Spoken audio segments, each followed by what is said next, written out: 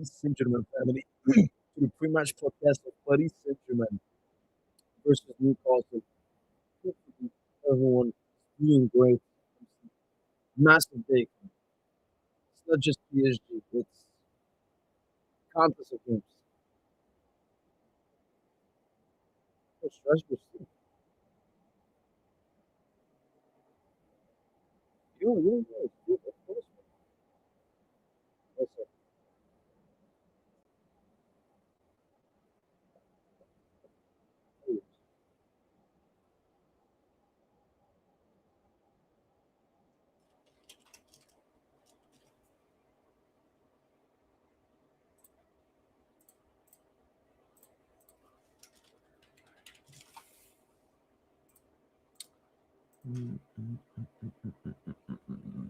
But yeah,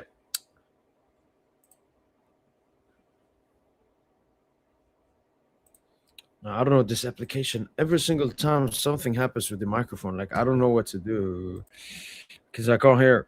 Is it good now? Is it good now? Is it good now?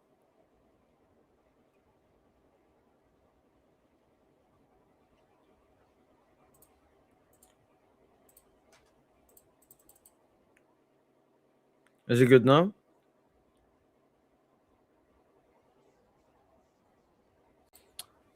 Yo, Yo. man. Welcome, Steve, man. Thank you for having me. Your mic sounds better, by the way. I got Is it good now? Yeah. You straight. How you doing? Good, bro. Good. Just chilling, really. Just playing some Black Ops and just chilling. Just got off work. Trying to forget that we played against Villa yesterday and looked pretty dreadful, but Yep. that's just how our season's gone. And the Champions League has been a bit different, but honestly, I like I said in the comments, bro, I go into this game, and most of our fans, to be honest with you, I haven't met a single Newcastle fan online, and I've got a lot of buddies who live there, who think we're getting even a goal from the game. I'm sure you have your concerns, and this is a time where PSG are not. I don't think you guys are playing nearly at your best since 2026 started. But at the same time, I think the problem is that the floor of your bad performances is only so low. We can go to another low. And our high, we have to basically, you could be suboptimal or mid in the game, and we could be at our very best and you still win. That's the issue. And also considering our absences, bro, like it's gonna be a tough task. Also, you mentioned Bruno there in the comments. I mean, he's not the best thing. If the best thing happens, he's still not going to start, right? I don't think he will, but Eddie Howe in the press conference said today that he is traveling with the team. Eddie Howe just does this thing where it's like with the press conferences, he doesn't really say much of anything, to be honest. Not very entertaining to listen to. So he just kept it. He always keeps his cards by him. Yeah. Never shows his hand or anything. So I saw reports that Joel Linton, he confirmed he's not going to be in the squad. Right? Oh yeah. I feel like he's been playing injured at the start of the season, and he was poor. And then towards the midpoint of the season, kind of turned it around. And then in the actually past few games, he's been pretty good. Yeah. But yeah, he's out.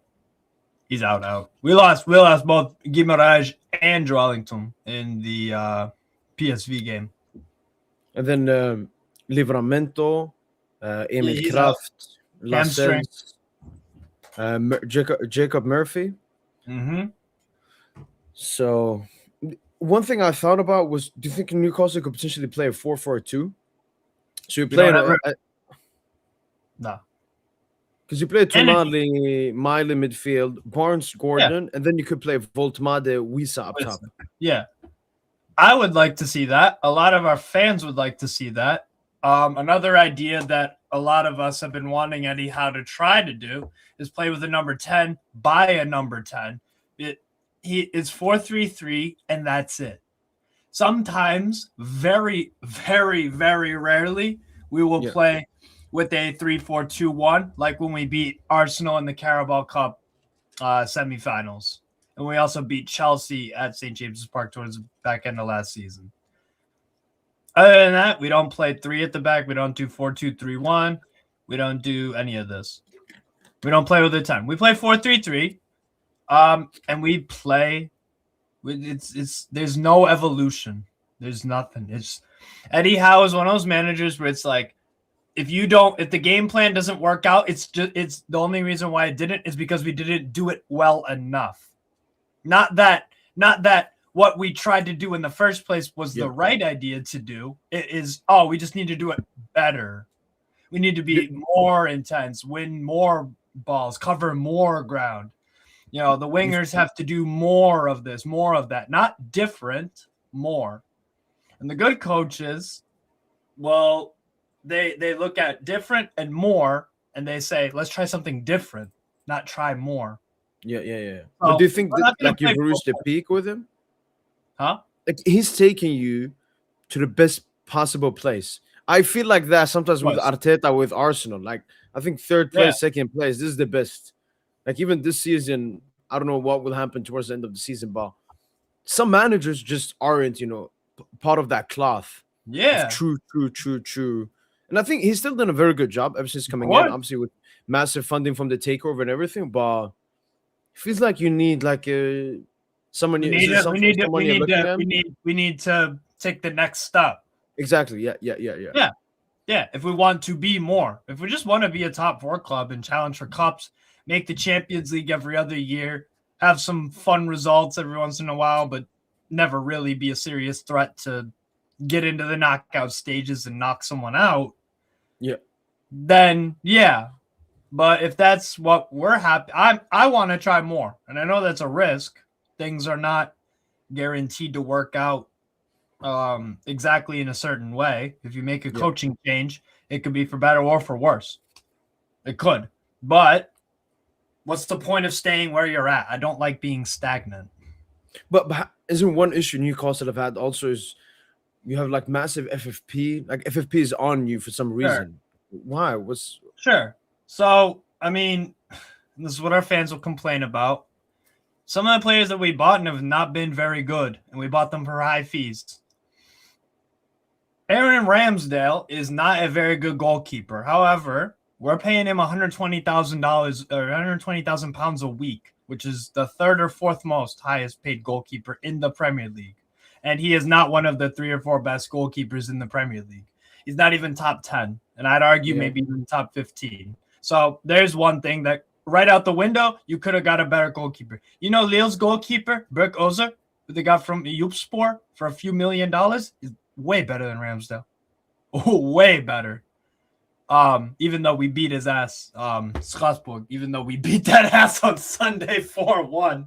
That was incredible. What is Pope getting old or something? Isn't he good enough, or you want to get an upgrade? He's limited. He's limited in that's why we brought in Ramsdale, because Ramsdale's better with his feet, but he's not as good a shot stopper, and he makes stupid mistakes. Pope makes stupid mistakes sometimes too, but Pope has won us more points than Ramsdale has in his career for any of the clubs he's played at. But Pope is it goes back. It's very similar to the manager. He's good, but take the next step. If you want to go to the next step, great. Yeah. Good, great. Big difference. You need to change, How much did you spend last summer? So, and then the other flop that we bought is Anthony Elanga for $55 million. We could have bought other wingers for a similar fee. But why do you think, like, at least Voltemade, you can say, it's a new league, and he only had like one good season at Stuttgart before you got him. Like Elanga, Prem proven, thing at Nottingham. Yeah, I'm not a Prem proven guy. I think it's a load of nonsense. I think it's the biggest load of nonsense. I think people use that phrase because they genuinely haven't watched that player much, but Twitter comps say that, he's a good player. Twitter comps. And it's lazy to me. It's lazy to say, he's Prem proven. Like, okay, Harry Maguire. Well, I remember when Man United bought Harry Maguire. Man United fans were saying he's Prem proven. But then why did he flop for the first 5 years of his career? Why is he finally now playing decent at center back? And also, you're right. You're right. You know what I mean? Prem proven for me is a load of nonsense. About Voltemada, up, down, up, down, up, down, up, down. Ever since Wissa's come back from his injury, Voltemada has done next to nothing. He scored a brace against Chelsea about a month and a half ago, maybe even 2 months ago, and doesn't even start that much anymore. I don't think the way Eddie Howe plays suits him at all. I don't think it suits many of our players. It's just weird. It's boring. And with Voltemada, yeah, he hasn't been starting much, but he started out good. And there is a decent player in there. However, I don't know why we bought a player who did well at Stuttgart in he did really well at Stuttgart for large parts of the season next to Demirovic, who's a big number 9 target man that he could play off of. And then we say Voltemada's a lone 9. And also Insomniac in the comments is right. Voltemada was an emergency buy because we sold Isak last minute, pretty much on deadline day. Yeah, do you think you should have tried to resolve that quicker, because then maybe you could have bought a better replacement? Plus Voltemada, he had to pay more because it was more towards the end of the window. Yeah, and also we took advantage of the fact that Bayern München didn't want to pay anything over 55 million, and we were like and then the thing was also Wissa got injured in training. He came from Brentford apparently with some huge injury, which I don't know. He passed the medical, but whatever.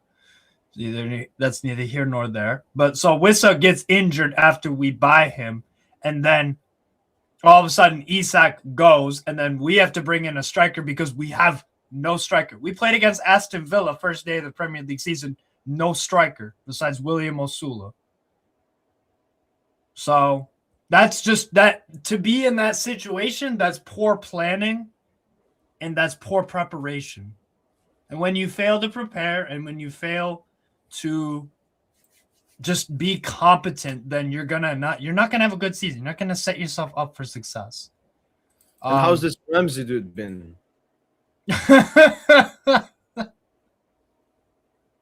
You mean the light-skinned Mason Mount? Jacob Ramsey. He's such an average player. That's why I said he's a light-skinned Mason Mount. He can't even really start for us. He's barely started for us. He's barely played for us. We gave 45 million pounds to Aston Villa, who also had PSR issues. We gave them 40 million homegrown profit for a player that they didn't even want anymore and that nobody else wanted anyways. We weren't fighting off Man United for Jacob Ramsey. Was he coming off like a good season, or is it 45 million because of no, he was injured like almost all of last season. I don't know why we bought him. No clue. It wasn't one of those where it was like, oh, we need a homegrown player. Like in Man City's situation, they need more homegrown players. Hence why they bought Guehi and Semenyo. Part of the reason why. Yeah. But we at Newcastle, and if you look at all the Premier League teams, we have the most homegrown players in our squad compared to anyone else. And last year in the Premier League, nobody played more minutes. Homegrown, no club played their homegrown or gave their homegrown players more minutes than we did. We do not have a homegrown problem, but the manager likes the homegrown players. He's a British dude. That's what he likes. That's what he likes. He literally has said it before, and his brother has said it before. Like, they don't watch the other leagues and shit. But that's what happens when you give a manager in modern football nowadays. That's when you side with the manager and let him sign who he wants. They don't know how to negotiate. And we buy Elanga for 55 million. Flop. Complete flop. We could have bought wingers from Ligue 2 that are better players than him for 10 million, like Mathis de Tourbet at Troyes. I've seen a few times this season. Everyone's on that dude's nuts now. That Troyes winger. De Tourbet. I've actually watched him. I'm gonna do a watch on this Saturday for him. I actually Nah, he cooked in the last league game. He cooked in his last league game. Yeah. So you have players like that, but that's why I don't hear the PSR thing, Mo, because it's a mess of our own making. It's a mess of our own making through Yo, poor Mo, decisions, poor planning, poor spending. Yeah. That's what it is. what did you do, man? What the fuck did you do, bro? What? What did you do to your face, brother? Some people think me? No, No. and I'm talking to I don't know. like my man look like you look like you're indigenous to like some Asian rainforest or something.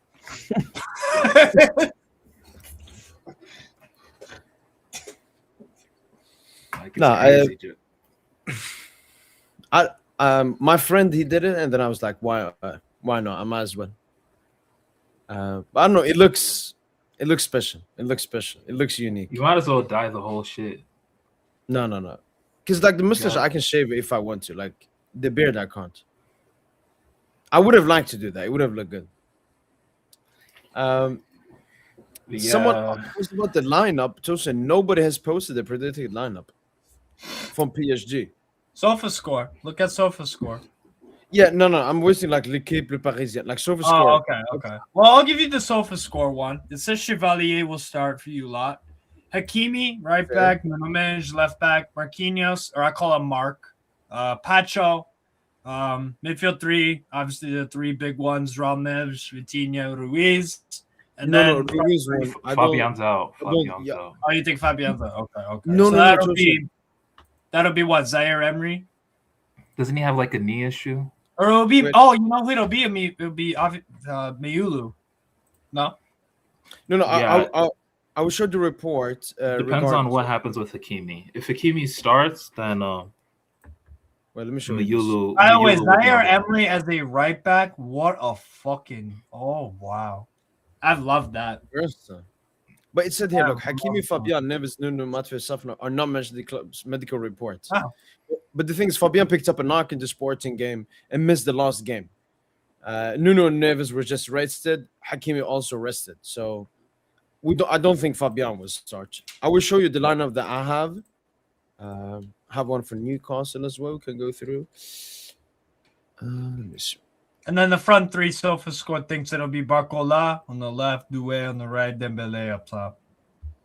No, Kvara is gonna. No, start. Yeah, I would think Kvaratskhelia is gonna. Yeah. So this is the lineup that I have. I think, like me and Tosin, we've discussed 4 attackers for so long, and Lucha doesn't do it. But this time, I hope he does it because. So look, if Hakimi starts, then Warren will start instead of Neves in midfield, I think, and we'll play with the 2-man double pivots. You agree with that, Tosin? If Hakimi starts? Did you hear? If you heard what Lucho said in the post match after what was the recent game? Fucking Auxerre away. Yeah, he was like, "Yo, we play with Mbaye in midfield because we didn't have any other players. There's no balance when you're not playing with three midfielders." So him saying that, I don't know. I just think he's kind of alluding to the fact that he'll never switch from 4-3-3. Well, he has then. He has though. I mean, at the start of the season, but even that game. What game? Spurs define me. But even in that game, you could also say that Neves was suspended, red card, and Fabian had a small injury going into. Yeah, there were circumstances. Yeah, maybe that's why he did it. I don't know. I'm feeling the destiny a lot, Steve. Last time we played 4 attackers in the Champions League game was at St. James Park. Obviously, went horribly wrong. But no, I've always felt like US future is more essential. It was beautiful. I'm gonna be honest, bro. Like, if you a gambler right now, put all your bread on Paris Saint-Germain dropping points tomorrow. Why? If you got like your paycheck, if you got a paycheck, maybe take out, half for discretionary income, and then take out half of that half, put it on PSG drawing, and put the other half on PSG losing, like one or the other. Look what Lucha said. Yep. Lucho, I remember actually. Yeah. Lucho, look, Lucho definitely talking before the he's Nice talking. Game. He's talking to the gamblers. He's talking to the gamblers right there. He's been doing this. And he said so before the Nice game, Steve. He said, if you told Mm. me we lose versus Nice and lose our beaten streak, but we beat Arsenal Which and go you into the did. You ended up final, did losing yeah. that. Yeah. He's a madman, man. No, he's filling up his pockets.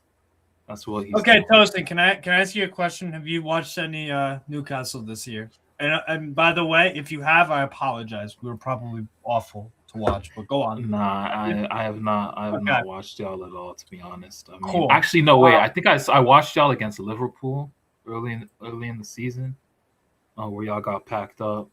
I mean, I saw that you Yeah, we guys lost lost at the. You guys haven't lost at home since like September, up until that Villa. You mean- fell. Well, yesterday, yeah. Yeah, and then the fact that your center back, I think Tiar, he's like your No, like second. Chow. Chow. He's like your second top scorer in the league right now, behind Harvey Barnes, I think. So, which is like you guys are pretty cooked offensively. Yeah. That's been the So story. that's my issue. That's why I don't think we're getting anything out of the game tomorrow.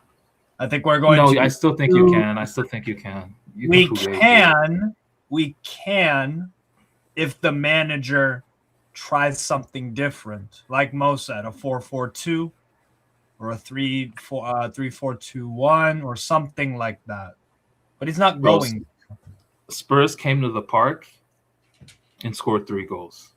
That is insane, but you also did score 5, so I know, but at least you had that. The fact that they scored 3 is nuts. So I mean, you guys can if you guys are, all it really is about is just staying disciplined in your shape, and then waiting for PSG to lose energy by the 60th minute, 70th minute, and then you can. But we're going to be losing energy too, because from it chasing takes more the ball, energy. It takes more energy, and I learned this through UFC actually. When you're the guy that is backing up on the back foot, that takes it wears on you more physically when you're the one retreating and backing up, just like when you're defending in football, when you're always the one basically going backwards on your feet and having to defend. That takes more out of you than when the team that is obviously trying to break you down is on the ball. Because they can slow down. No, it definitely they can put the tempo up, you know what I'm saying? And also, our manager is not good at all at making substitutions at all. His in-game management is awful. Last year of his contract, right? So he's a goner, essentially. Eddie Howe? No. I don't think it's last year of his contract. It's not? Oh, okay. I thought.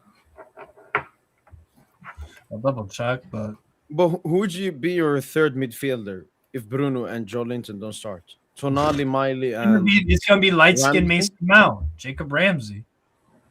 Oh shit! We saw we faced him. He came to the park. He played at the park last season with Aston Villa. He's so mid. Such a mediocre player, bro. He's what I call a JAG. JAG is an acronym for just a guy. He's just a guy.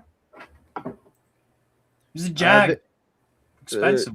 Another thing here in the chat as well, because I mentioned in my tactical one. I think Newcastle is 2 stuff, like offensively. PSG play really high up. If you win the ball, you'll have a counter attack. It happens a lot in League One. And then obviously set pieces. Dan Burn back post. I think against Spurs, we conceded from a corner goal as well. We conceded 2 set piece goal versus them in the UEFA Super Cup as well. So I think that's something that Newcastle will focus on. The thing is, though, Steve, if this game was played in match week 5, I think you would have gone into the game playing for a draw, basically. But because it's the last game, and if you lose, all right, you don't make top 8. Yeah. There's no point going for a draw in this game. So I think Newcastle probably try to not concede for as long as possible. A bit like Sporting played, if you watch that game or know I how actually did watch that game, yes. They defended for majority of the game, and then I lost wanted y'all to 25. fucking win. They pushed in. Oh, because then we would have been secure. And we would have cared less. Also, I'm Benfica, so I hate Sporting. Oh, Benfica. I hate watching thing, and it failed. It blew up in my face. Sporting in that second half, though, they made adjustments. They actually started to attack. In that first half, they just balls that would just go past halfway line. Somebody would chase it, but then one of y'all center backs would just deal with it. They got Araujo and what's his face on the right, Katamo. They got them on the ball more in more counterattacking situations. And actually, I think they started off the second half like attacking right away. They just showed completely different intentions that second half, and they were rewarded for it because I believe they scored. They scored first. Yep. Oh, yeah, because you had a disallowed goal in the first half, and then you had one in the second half. Then they scored not too long after, and then you guys scored. That second half was fucking nuts. Decent game to watch, but yeah, I remember that game. You're right. We do have that to use. That's how most Ligue 1 teams play us. That's how Paris FC beat us in the Coupe de France as well.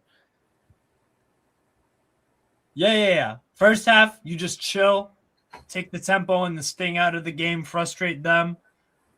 Second half, bring on some good subs, change up your intentions, see what happens. That's probably what I would do. What we were really good at last season was getting that first goal. Yeah. Arsenal away, Liverpool away, even Arsenal at home. Like we usually get a goal like 15, 20 minutes in. But that's what we've been massively struggling with this season. Like I think in all games we played this season, in the calendar of 2026, only the goal versus Marseille and the goal versus Paris FC in Ligue 1 came like early on. Apart from that, Lille came early too. We've had some early goals, bro. No, that was Dembo's brilliance. I don't. Lille, I watched the Lille game as well. Did y'all score early in that? It was like 20 minutes. Yeah, no, the Dembo's goal came early. Yeah. Oh, it was like 12 minute, wasn't it? Some shit like that. Yeah, 12, 13. Yeah. And actually, that goal, the Marseille goal, I'm not entirely sure on the Paris FC goal we scored early on. All of them came from us winning press. Yeah, so it wasn't even the like Paris FC goal that came late. That came late in the first half. The Doué goal. Okay. Yeah, it did because I remember doing a watch on for that game. And I'm like, damn, Petty FC, they're defending well. PSG aren't at their best, but my God, Paris FC are defending well here. And then they scored, and it was like, damn, they just throw that away. Yeah, honestly, bro, let's be real. Like, is it not a bad indicator? You know, Paris FC have been getting, like, they've been getting flamed all year in Ligue 1. But, you know, they face Paris Saint-Germain. And they play some fun football, man. I can't lie. They do play some good, but it's naive at the end of the day. Cabal, oh, my God. Oh, Cabal is looking like a Mahrez on crack in some games for them. No, he's been cooking. Stupid player, bro. So much fun to watch. But yeah, no, there are blueprints. There are blueprints that teams have set out this year. When I've watched PSG struggle, maybe win the game, but win it, you know, not like in a Fugazi way, but Sporting. They win the game. Sporting is the Sporting game is a huge red flag for me because, like, we dominated them in the first half. But it was one. I don't know why we're bragging about that. I don't know why we're bragging about that though. Like they had 6-7 starters out. Like,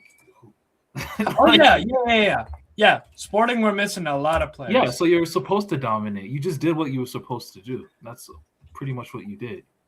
And then when the game opened up, I mean, obviously on the balance of chances we had more, but still, like Sporting were good value for their win based on their concentration, you know, during the full 90. So I'm just like, I'm a little like, again, the Marseille game as well. That's a cup game, and we got outplayed. Especially in that first half.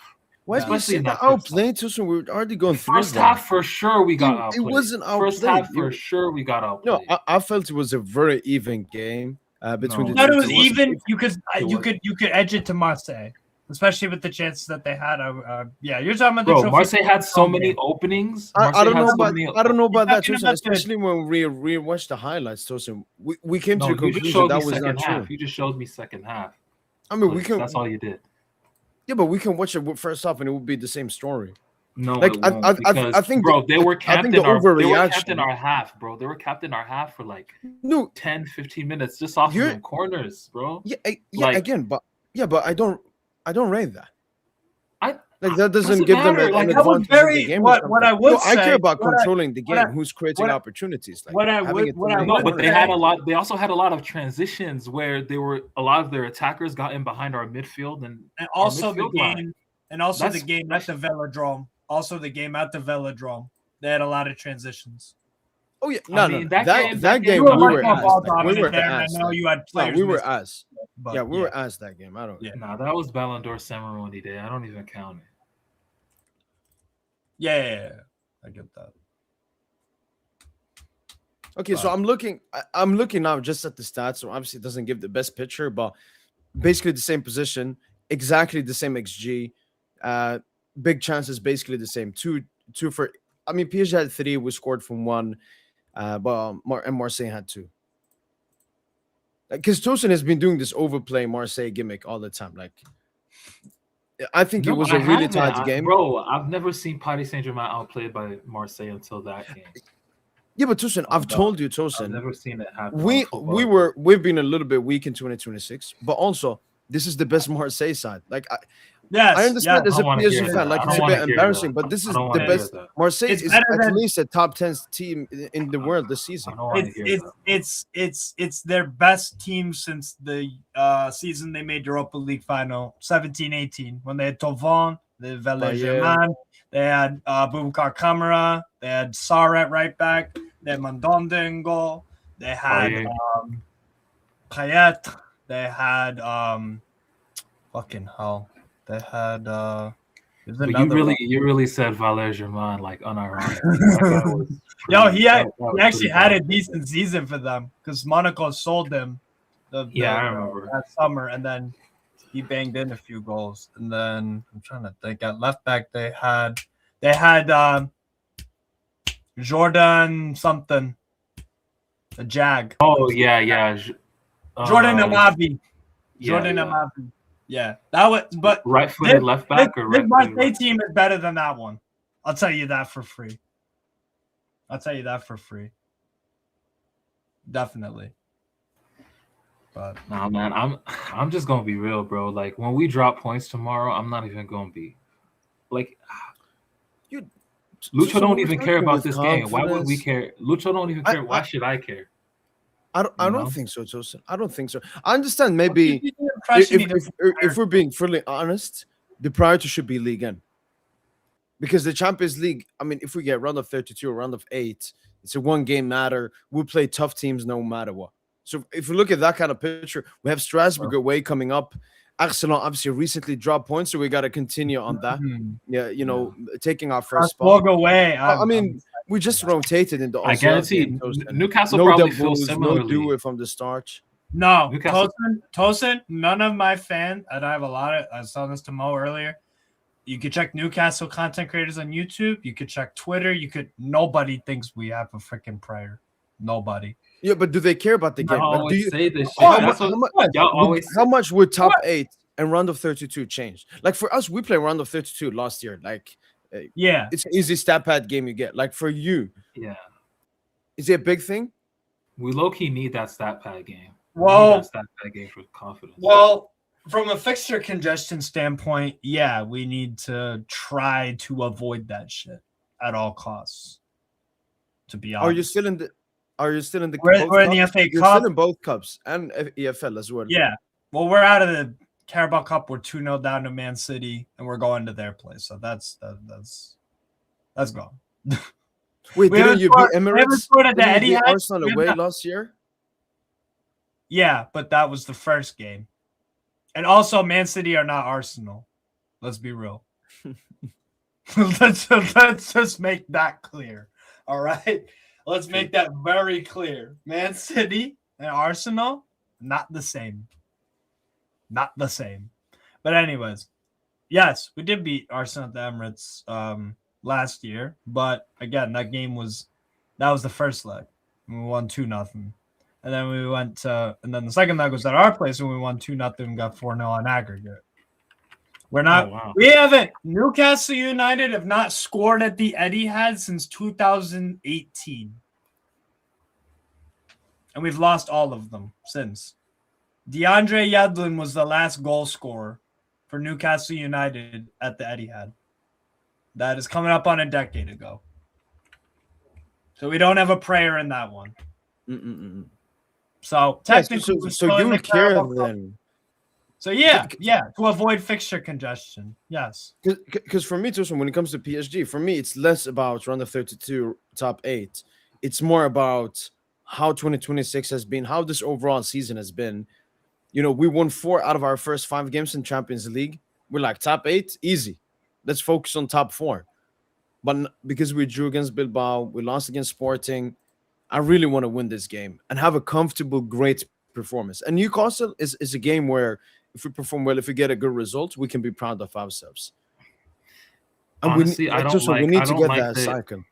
I don't like that Bruno and Joelinton are out. I don't like that their best players are out because then underestimate them. Yeah, and then we might just pull something out of. This is what happens. Right. This is what happens, man. Yeah, because you're right. Sporting had a shitload of players out. Yep. I thought you guys were gonna win like 3-1 or something. And then it just didn't happen.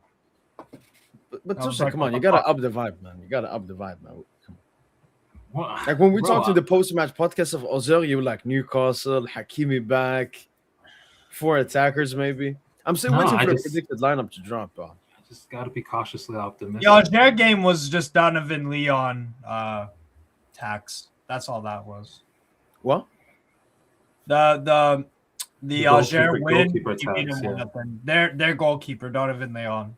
He just had one of his Donovan Leon games against you guys. That was the only reason why. Yeah, and Barcola had. Marcola did Barcola. Barcola's the match winner, bro. Respect the match winner. No. Honestly, Tosin, if I'm gonna say, I know Barcola scored the goal, but Dembouz, man. Like when he came on, Tosin, I think we had like 4 massive chances created just from Dembouz, man. Yeah. And I checked, Tosin, I don't know if you saw the tweet. Dembele has created 4.8 chances in Ligue 1 so far this season. I went through FootMob. I couldn't find, like, I went to peak Messi, peak De Bruyne, peak Ozil from 17-18 when the stats have been counted. Kaka and AC Milan? No, so only from 17-18 they counted. Oh, the second best one I found was Dimitri Payet. In maybe that 17-18 season. He had 4.6 chances created per game. Yeah, he was on one. Wow, that's. I mean, that's just a testament to Dembouz, man. Yeah, this season is playmaking Dembouz, just like in the UCL final. Yeah, that's also why we don't have a shot because again, your quality individuals will just make magic happen. Yeah, but we've seen it. We had Dembouz versus Sporting. We had Dewey versus Sporting. And also, go on. I'm pulling up to say, you saying obvious shit, but it's not gonna happen. Like you're trying to jinx this. I feel like. But look at us, Steve. Look at us in 2026. Look at us. Like we've dropped points. We've had tighter games against much worse sides than Newcastle. Despite the Bruno Joelinton injury, you're still the strongest side. You're stronger than Sporting. You're stronger than. Marseille is the only questionable. We lost to Marseille deservedly. It should have been worse, but we had some chances. Man, people gotta stop gassing Marseille, man. Marseille are not good. Marseille are not good, dude. The fact that we got outplayed by Marseille is just I would say we got raw dogged by Marseille. We did not get raw dogged. I did not say that. I did not use that term. I just said we got outplayed. We have given you better games than previous years. That is no doubt about it. In the Liga game and in the Trophée des Champions. No doubt. No, I think it's a wake-up call from them, from Arsenal, from Ligue 1 that we drew to Bilbao. What did Madrid or that's one of your Champions League games I did not watch. Bilbao. We drew to Bilbao, and what did Barca do to Bilbao? but it's also about the Madrid, game. How many did Madrid hang on Monaco? What happened when we went to Monaco? Yeah. But Tosin, you gotta also look at the context of the game. Bilbao, for example, they got the important point. Last game, I think they were down to Atalanta. They came back, won it 3-2. Yeah. And now they have a huge game coming up against Sporting. They did that for survival in the Champions League. Like, if Fugazi gave me La Liga, it is what it is. They play open football against us. I haven't seen, but Bilbao didn't have, I think, a single chance. And Steve, this is a thing every single team has done against us this season because we're the champions of Europe. Most teams don't even have a single chance against us. They're like, we would rather just play and then yeah. What Sporting did game. first half, what Alger did first half, what most teams. I remember even Bayern Leverkusen, we beat them 7-2, but like the first, I remember 35 minutes, it was tough. There was parking the bus, they were playing defensive. Paris FC the and goal the we got Liga from a game set and the piece. Coupe de France game didn't really do too much in the first half. Even Lille as well. I mean, Lille had like 2 openings at the beginning of the game. I remember watching the Flamengo game. They didn't really do too much first half. Yeah, teams don't even try that much. I think the only exception would probably be Stade Rennais. Stade Rennais in that first half could have gone 2-0 up in the first 20 minutes, I think. No, yeah, I remember that was a really tough game until Kvara scored. When Kvara scored, the game changed. Yeah, and then they got the red card. The Aïe Boudlal kid got sent off. Yeah. Then that changed the game there. Yeah. But the one game that you didn't do anything in the first half really was the Bayern win. The 2-1 Bayern over PSG. Yeah, no, that was comfortably your worst first half of the season. I mean, that's one of the worst games, Lucha period. Yeah. It was incredible from Bayern, but you guys did. Yeah, Bayern are really great as well. Versus an elite team, so yeah. PSG Strasbourg still. I think that might have been the craziest PSG game of the season, and probably craziest. Yo, that was a cold ass game. That was one of the coldest games of the season. Incredible. I'm so excited for the game at the limit, though. Wait, who's your new manager? Gary O'Neill. Gary O'Neill? Looks like I've heard that name. He coached Wolves and Bournemouth. I don't rate the guy. Oh, I remember him from Wolves, yeah. I don't rate the guy, but I will say he has done a good job so far. Why don't they bring in like a manager from Ligue 1 instead? I don't know. I wanted Alexander Dujot from Angers. That would have been my pick. Because I like the way they play football. Like they took it to Marseille. They took it to and they played you guys. They were pretty they were up for it. I also like Toulouse's coach a lot, Carles Martinez. I like him. There's a few in Liga. There's a few really good coaches I like that I would have rather got than Gary O'Neill. But hey, Gary O'Neill's done good so far. So that's Strasbourg, so I'm not mad. Just gotta keep it up. We discussed PSG Bayern. I recently made like a prediction bracket, so I made the draw in my head and everything. This is how potentially it could look.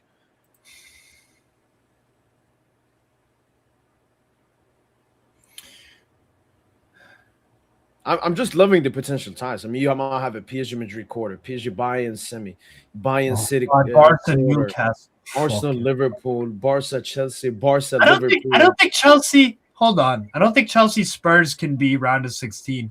Yeah, someone told me that. Is it true they've changed? I think it's always been that way. No. Because like we faced Brest in round of 32. They changed that you can't play in the group stage. That's different. That's different because the round of 32 is literally where do you finish? You finished what? 15th. 15th, and they finished 16th. No, but there was a draw. It was between Brest and Monaco. I remember. Was it? Oh, yeah. Wait, I can show you the. I swear you can't play a. Yeah, there. Oh wow, there is no country protection round of 16 or playoff. All right, maybe I'm wrong then. No, because it used to exist back in day. Like you had to wait until quarters. For example, City when they met Liverpool in 1890. Yeah, but they changed it in the new format. I thought you had to wait until semis. Okay, yeah, I might be wrong then. All right, fair enough. Yeah, man, but you know you're fried when you're putting Barca in the final. So we'll have to wait and see. We'll have to wait. Barca are the best team on that side of the bracket. Yeah. Wow, that's actually true.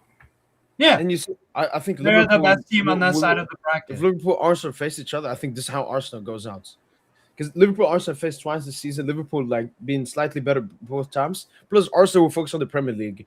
Liverpool can't Arsenal, win the Premier League. They will focus on the UCL. I think. Arsenal, I think they will Arsenal be cannot great. deal. Arsenal Arsenal can't are deal just- with teams. They can't deal with teams that know how to play football on the floor, on the ground. Arsenal just are going to do Arsenal things. Talk some more, build up some momentum, talk some more, make some big claims like they're going to break Chelsea's defensive record from 2004 or whatever it was. That goes out the window in like November. Then they get a big win in the Champions League. They do well in the Champions League before the knockout rounds. Everybody's waxing lyrical, all this shit. Then they, do well. And then all of a sudden, what happened on Sunday happens. They lose to Man United at home. And this is where their season starts to collapse. It's just the cycle repeating itself, fellas. You guys broke your cycle. You guys broke your specifically Champions League cycle of you don't get it, losing dramatic circumstances. But look at us like last season. Yes, we as fans, if you ask us, we would say we're confident. But we never acted like we'd won the UCL when we beat Liverpool. Like we knew we had to go to Villa, we had to go to Arsenal. Like we respected our opponents. I remember Arsenal in the semi posting those cringe videos, come to the stadium, making the game bigger than it is. No, Arsenal was the most confident I was in the whole run. Yeah. Why, Tosin? It Me wasn't too. football, it wasn't players. It's just like it's Arsenal. Yeah, Plus, that's all I they said. over celebrated that Madrid victory as well. Way too much. Yes. Precisely. I was actually, I was actually so scared of Villa, bro. I can't. Yeah, just because of like and the wild, I can because see they have why. all these like wild card players, man, in the attack, and a manager that does well in Europe. Yeah, so that our was players a tricky underrated game. That was them. a tricky fixture. Like when we played Arsenal and Liverpool, our players were totally focused. They were like, "This is Arsenal, this is Liverpool." When it was Villa and we were 5-1 up, they were like, let's take the foot out of the gas." Exactly. But again, this was the second youngest team to ever win the UCL. So them showing sometimes lack of experience and maturity is normal. But yeah, man. After that, the fact that we kept the clean sheet at the Emirates first leg, won it off of just Dembouz's goal early. Yeah, I mean it was clear as day we were going to the final from that point. Like at that point, they have that fake tifo and everything. 5 minutes in, game over. Game over. Just like that. Yep. Yeah. They got some sheet from fucking Bed Bath and Beyond or something. Or IKEA.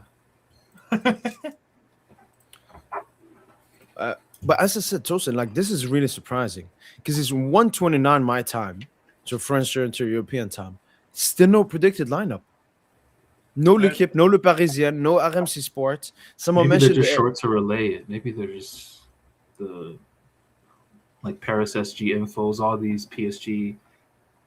I'm checking PSG infos. I'm thinking mega PSG. Yeah, maybe they're just slow to release them.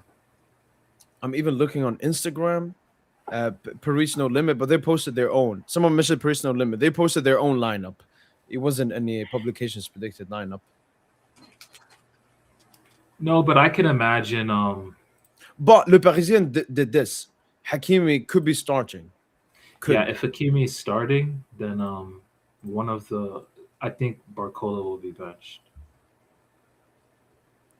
Just for my sake, just say if we don't play for attackers. When we don't play for attackers? No, if Barcola will. Yeah. Barcola will. Yeah, he'll be benched. He'll not be on the field.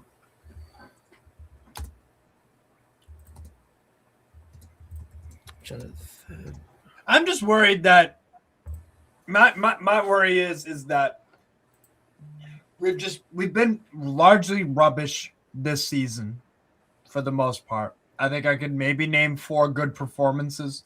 My problem is that our team lacks control on or off the ball with possession. It doesn't matter. We don't have any sort of control in the game, regardless of the personnel on the field. I worry that this will be a get right game for you guys. Do you guys make mistakes at the back a lot? Oh yeah. I- As good Like in as possession. In possession. yeah. Okay. Kieran Trippier dwells on the ball all the fucking time. Guy needs to be moved on in the summer. He's already washed. Damn. He's 35, you know. Oh shit, he that old? Damn. Yeah. He's 35, bro. Malik Chow, as good as he's been for us this year. Yeah, I saw in the highlights recent game. Pope insane save from Watkins, but Yeah. when he just let the ball go underneath him. Yeah. He like it just makes me nervous. Chow will either be a reason why we get a point or maybe a win. Whatever. But the thing is, your process, from what I'm seeing though, you generated 2.3 XG against Villa, which is pretty good. Yeah, but in reality, it was some of those were after they went 2-0 up late in the game. Oh, okay. I feel like Villa have been riding their luck a lot. And also, I mean, Martinez is incredible. He makes incredible saves. So we didn't do nothing in that. We honestly, God, did not do enough in that game to win it. Unai Emery just was smarter than us. Made better changes at the time. It was shit. Honestly, we were terrible against them.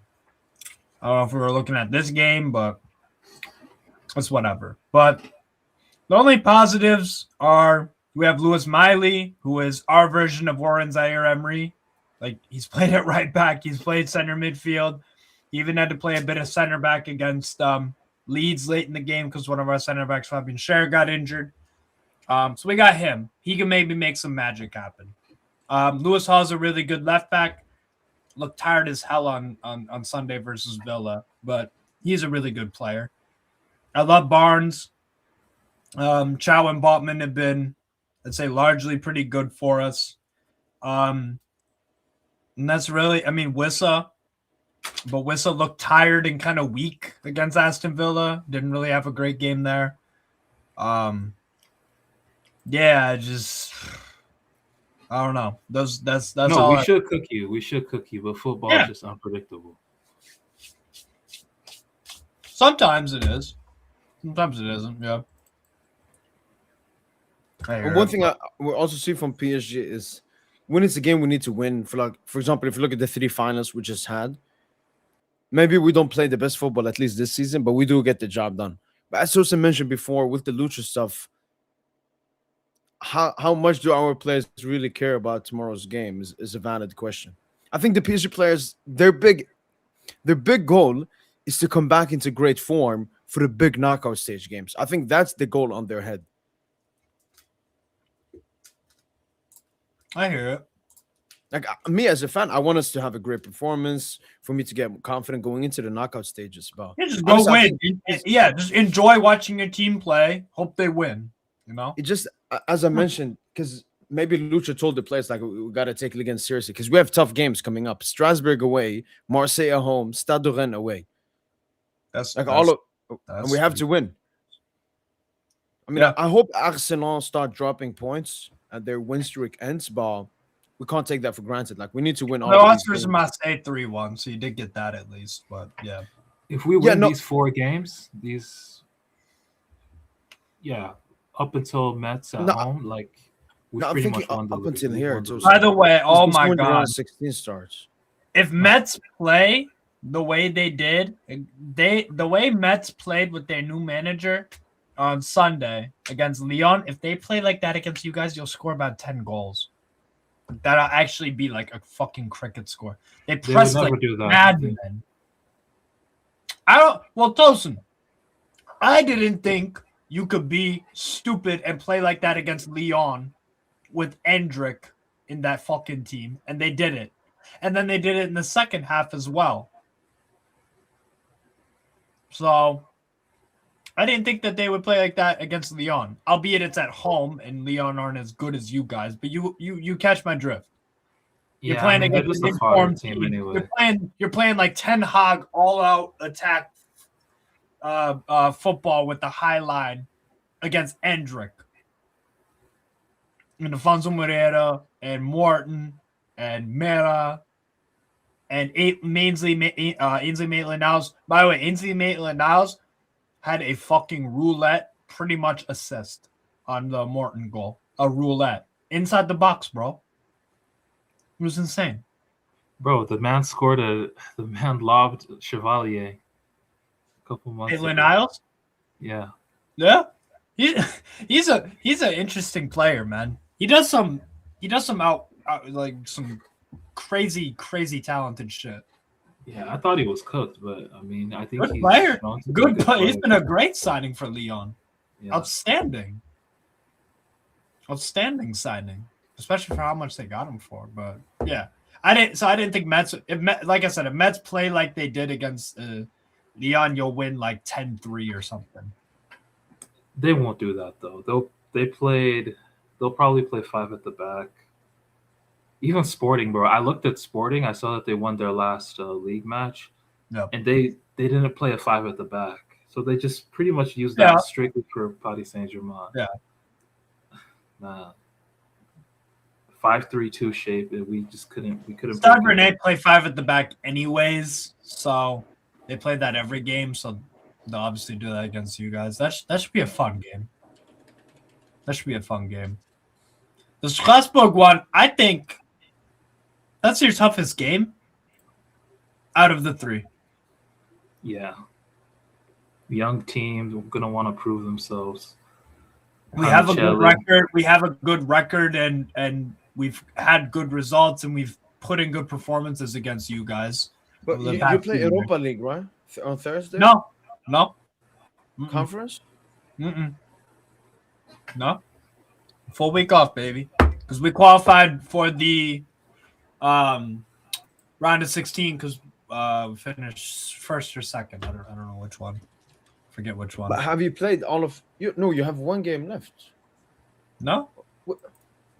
The Conference League group stage for some reason is only 6 games. Oh, yeah, I've just seen that. You still have 36 teams as us, but only 6 games. Yeah. Oh, weird. Yeah. It's weird.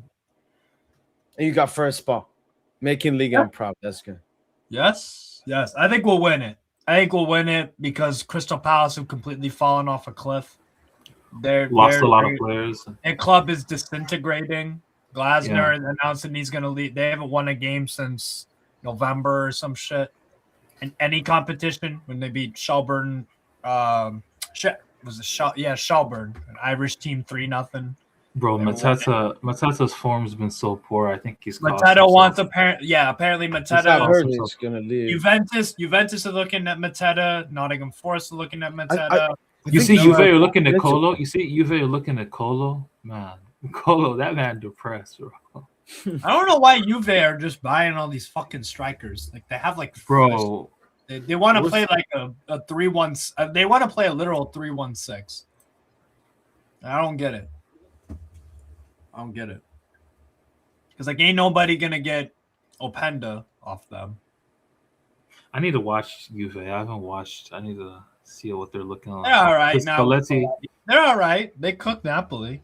They played really well in that game actually. But Yildiz alone is worth watching Juve, even though the rest of the team is not great. I saw someone talk about why didn't Paris Saint-Germain go for Endrick this January?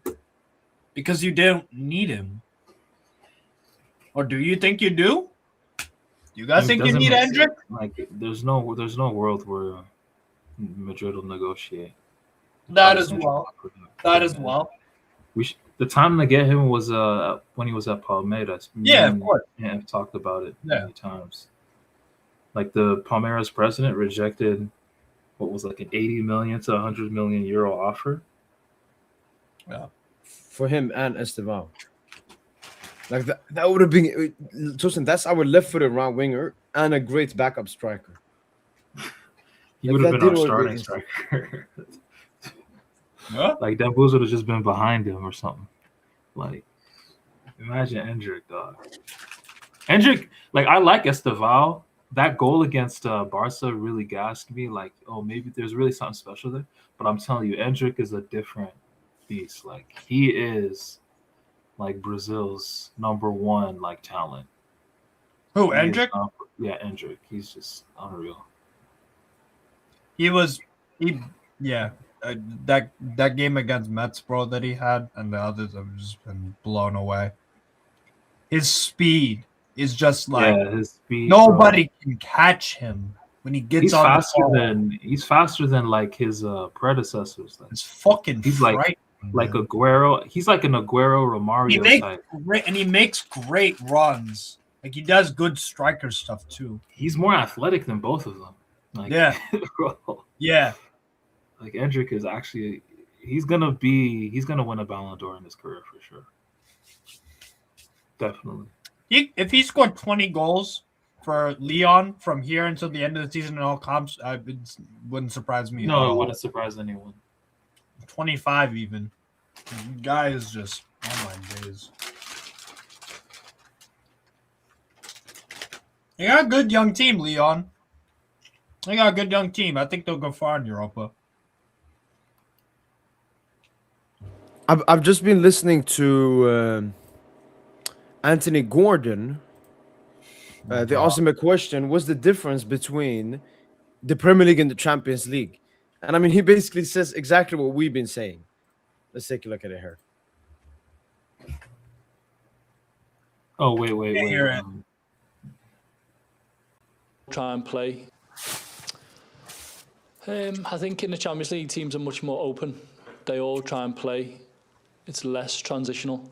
I think in the Premier League, it's become more physical than I've ever known it to be. It's like a basketball game sometimes. It's so relentless physically. There's not much control. It's just it's a running game. And sometimes it's about duels. Who wins the duels wins the game, or moments. The Champions League is a bit more of an older style of game. It's a bit more football based. Like teams come and try and play proper football. I think in the Premier League now you're seeing a lot more long throw-ins, set pieces. It's become a lot slower and a lot more set piece based, I would say. Ooh. Hi, good evening. That's crazy. Like a scrub can even like detect that. He is a scrub. We saying. He is a fucking scrub. Thank you for saying that. No, Steve. I had that feeling about him, but he's been cooking the UCL this season. He got like 6 goals. He's been stat padding. Okay. Has Saka ever stat padded in the Champions League? Okay. Like, has Saka ever been able to do that? Who? Saka. Like if Saka actually has a good Champions League record. If you look at his career stats, his Champions League career stats are actually pretty good. He's been stat padding. Gordon. He played well against Leverkusen. He played well again. Well, he played half good against Leverkusen for like half good 45 minutes. Yeah, he played half. The thing is, Steve, I think he was my one source going into this game because I think he can have the strongest game, especially when you look at his Champions League form. He'll be confident, and he's coming up against our weakest area, that Marquis Warren right side, especially because Warren goes more into the midfield. He basically man marked by Marquis. Yeah, you have space. Yeah. No, but if Hakimi plays, if Hakimi, it's a bit different. But still, and funny, Anthony Gordon actually did say in an interview the toughest fullback he's ever faced is Achraf Hakimi. Yeah. And the reason why is because, he's so fast both ways. Typically, there are fullbacks that, that can beat you like, from behind or he beats you both ways essentially. Like he's faster than you on defense and on offense. And that's just too much to deal with. Oh yeah.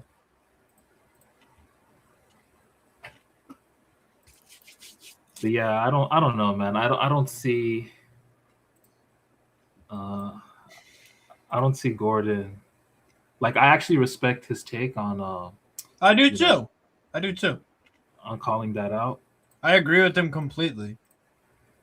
Champions League is much better to watch. Much better. I think casuals though prefer. I the think Premier League League. On is better to watch than the Premier League. I think casuals prefer the Prem though. Yeah, but they're brainwashed. They took the Prem Let's not front. brainwash. United They took the Prem brainwash vaccine, Tosin. United That's what Arsenal was United Arsenal They're was vaccinated. United They're Arsenal was vaccinated, cinema though. That was cinematic. Was Let's that not football versus Premier League? Because United, I know they play football. Even under Amorim, they used to play football. Like they're one of the worst, I think, know. set piece teams in No, the Premier League. second half, United just went up a gear. Yeah, yes. In that in midfield, it wasn't even close. Casemiro, especially. Zubamendi's a scrub. Let's be honest here. Zubamendi, I still rate him, but I think he's actually what I've noticed though, especially when he faced us as well.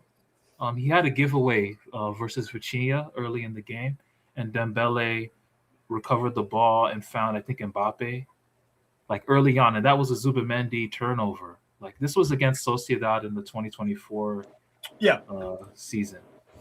So like I've always thought, like Zubamendi's he's a little suspect playing under pressure. He's not good defensively. Yeah, no, I even saw a comp Zubamendi versus Big Six, and it was just countless of mistakes in the big games. I don't think he's a Premier League player. I don't think he's a Premier League player. Zero press resistance on Zubamendi. Zero.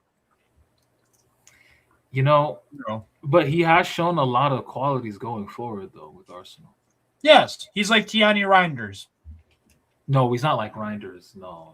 Reinders is good going that way, terrible going that way. Reinders has no idea on how to keep the ball. That's the thing with Reinders. Well, I don't rate Reinders either. Reinders just wants to go hang. He's a box crasher. Yeah. Zubamendi's more technical and playmaking, but he's a liability going forward. Okay, but yeah, sorry, he's a liability defensively.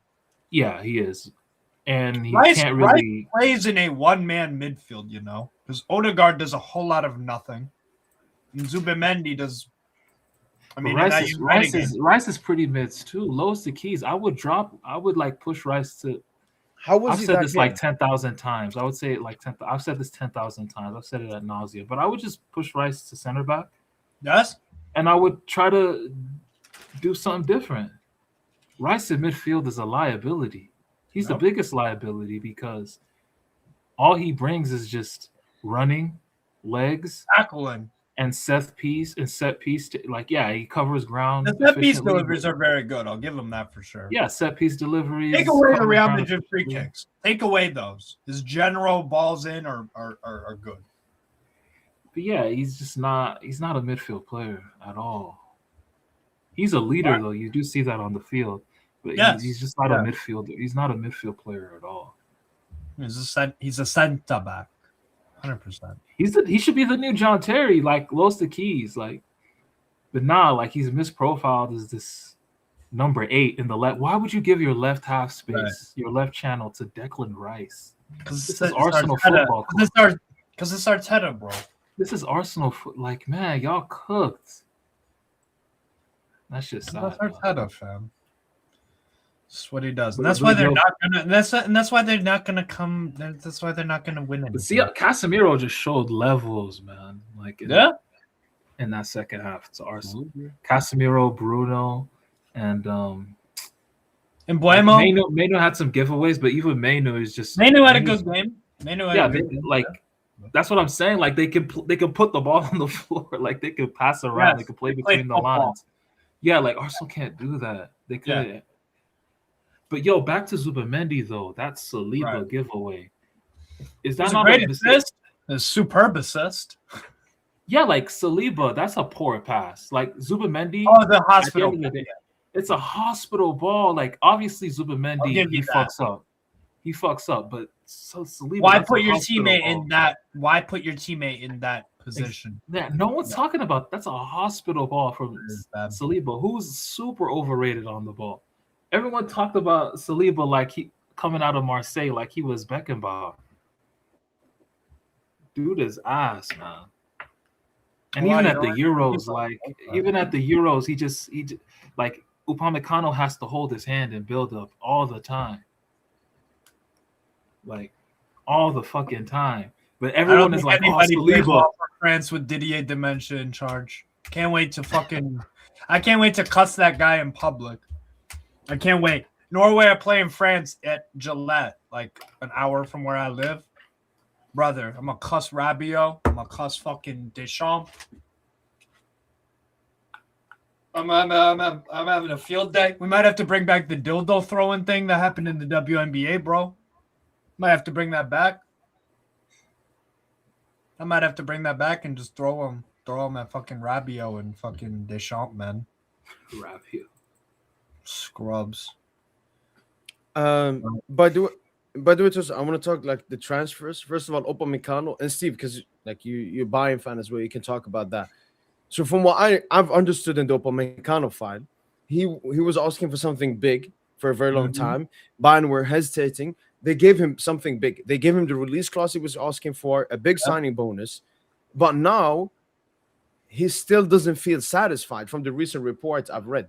Yeah. And I'm gonna find this report. Where is So it? I'd just rather let him go if he's They've not given satisfied. him, yeah, they've given now him a deadline. So it says here, according to Bild and CFI Bayern have set deadline for Dayot Upamecano. The Frenchman must decide between mid-February whether to accept or reject Bayern's contract offer. The offer will definitely not be improved. Max Eberl has the backing of the supervisory board. Now it's up to Upamecano to decide. Do you think, Steve, because what I said in my video when I reacted to it, feels a little bit like Mbappe. Mbappe didn't want to stay at PSG. The only reason he stayed is because we legit gave him an offer he couldn't say no to. Couldn't refuse, yeah.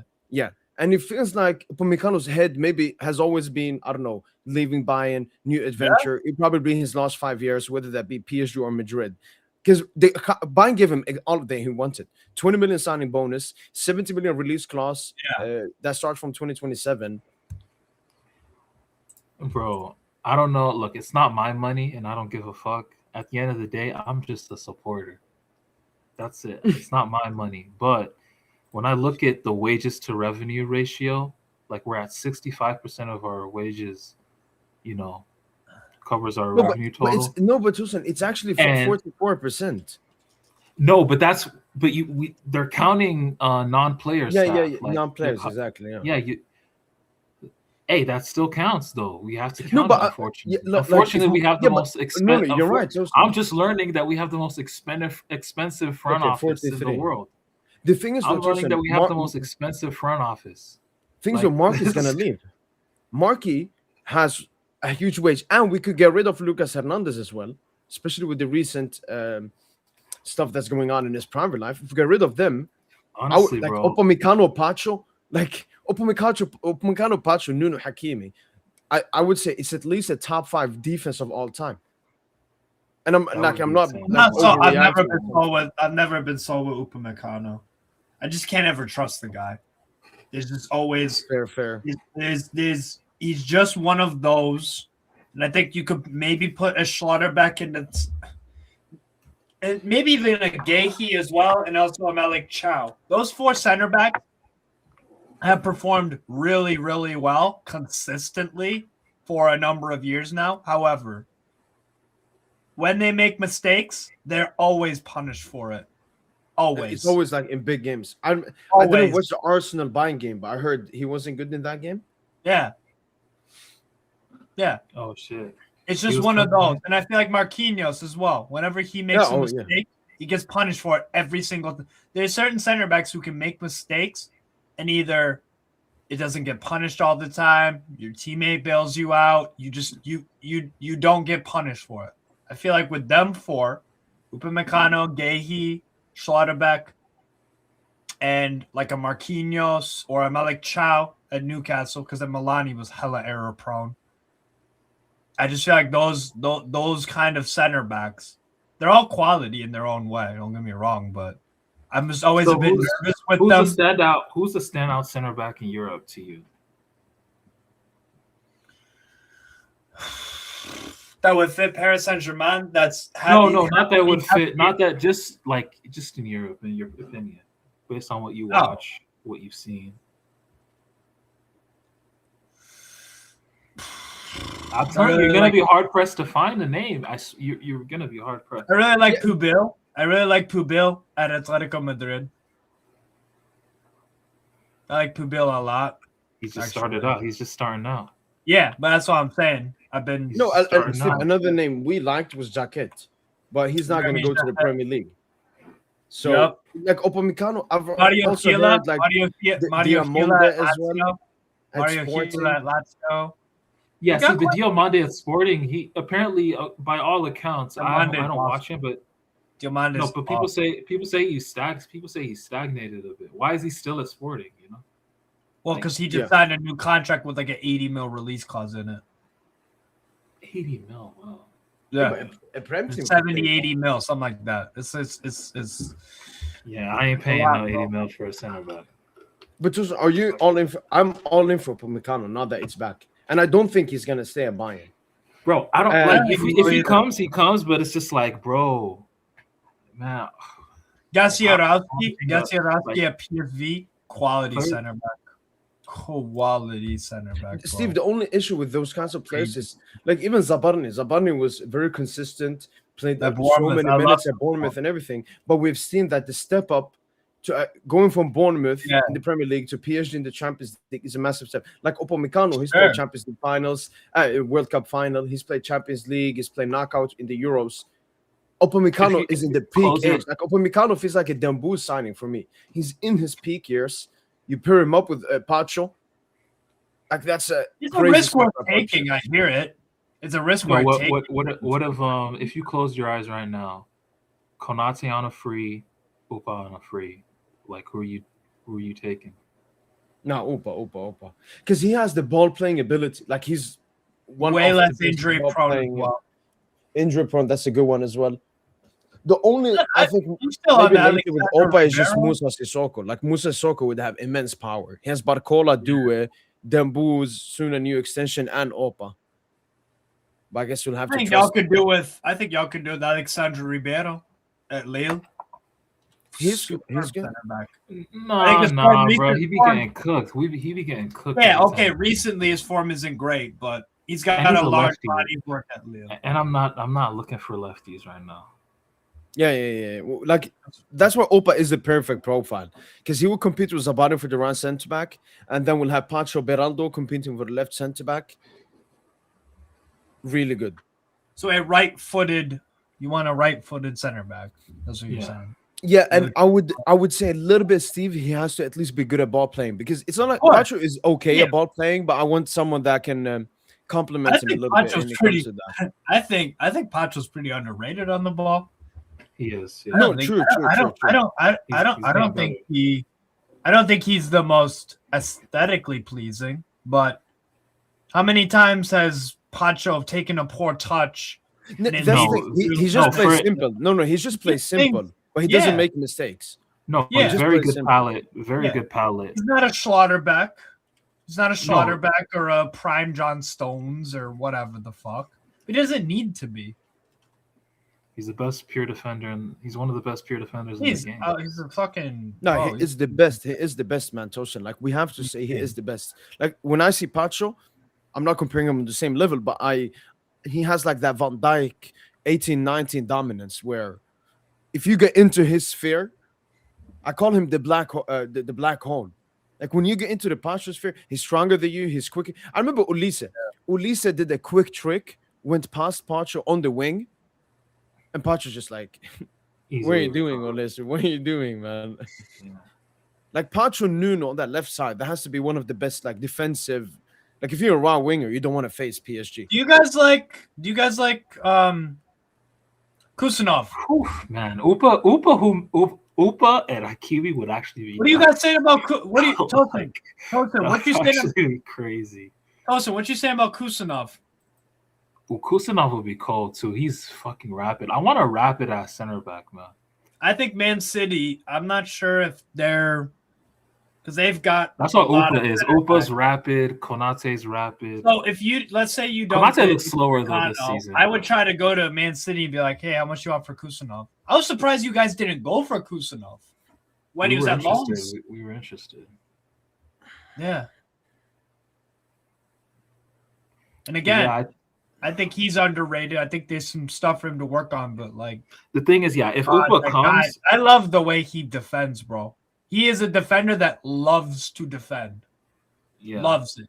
He's intense, sometimes a bit too intense or a bit too rash, but so was Sergio Ramos. Like we've seen those kind of players, those kind of center backs have good careers. It might cost you here, it might cost you there, but it also might win you games. You also might just intimidate the shit out of the other opponent just by his presence. yeah. But since you're talking about all these center backs, are you looking at Markey? Are you looking at this season as the last of Markey's?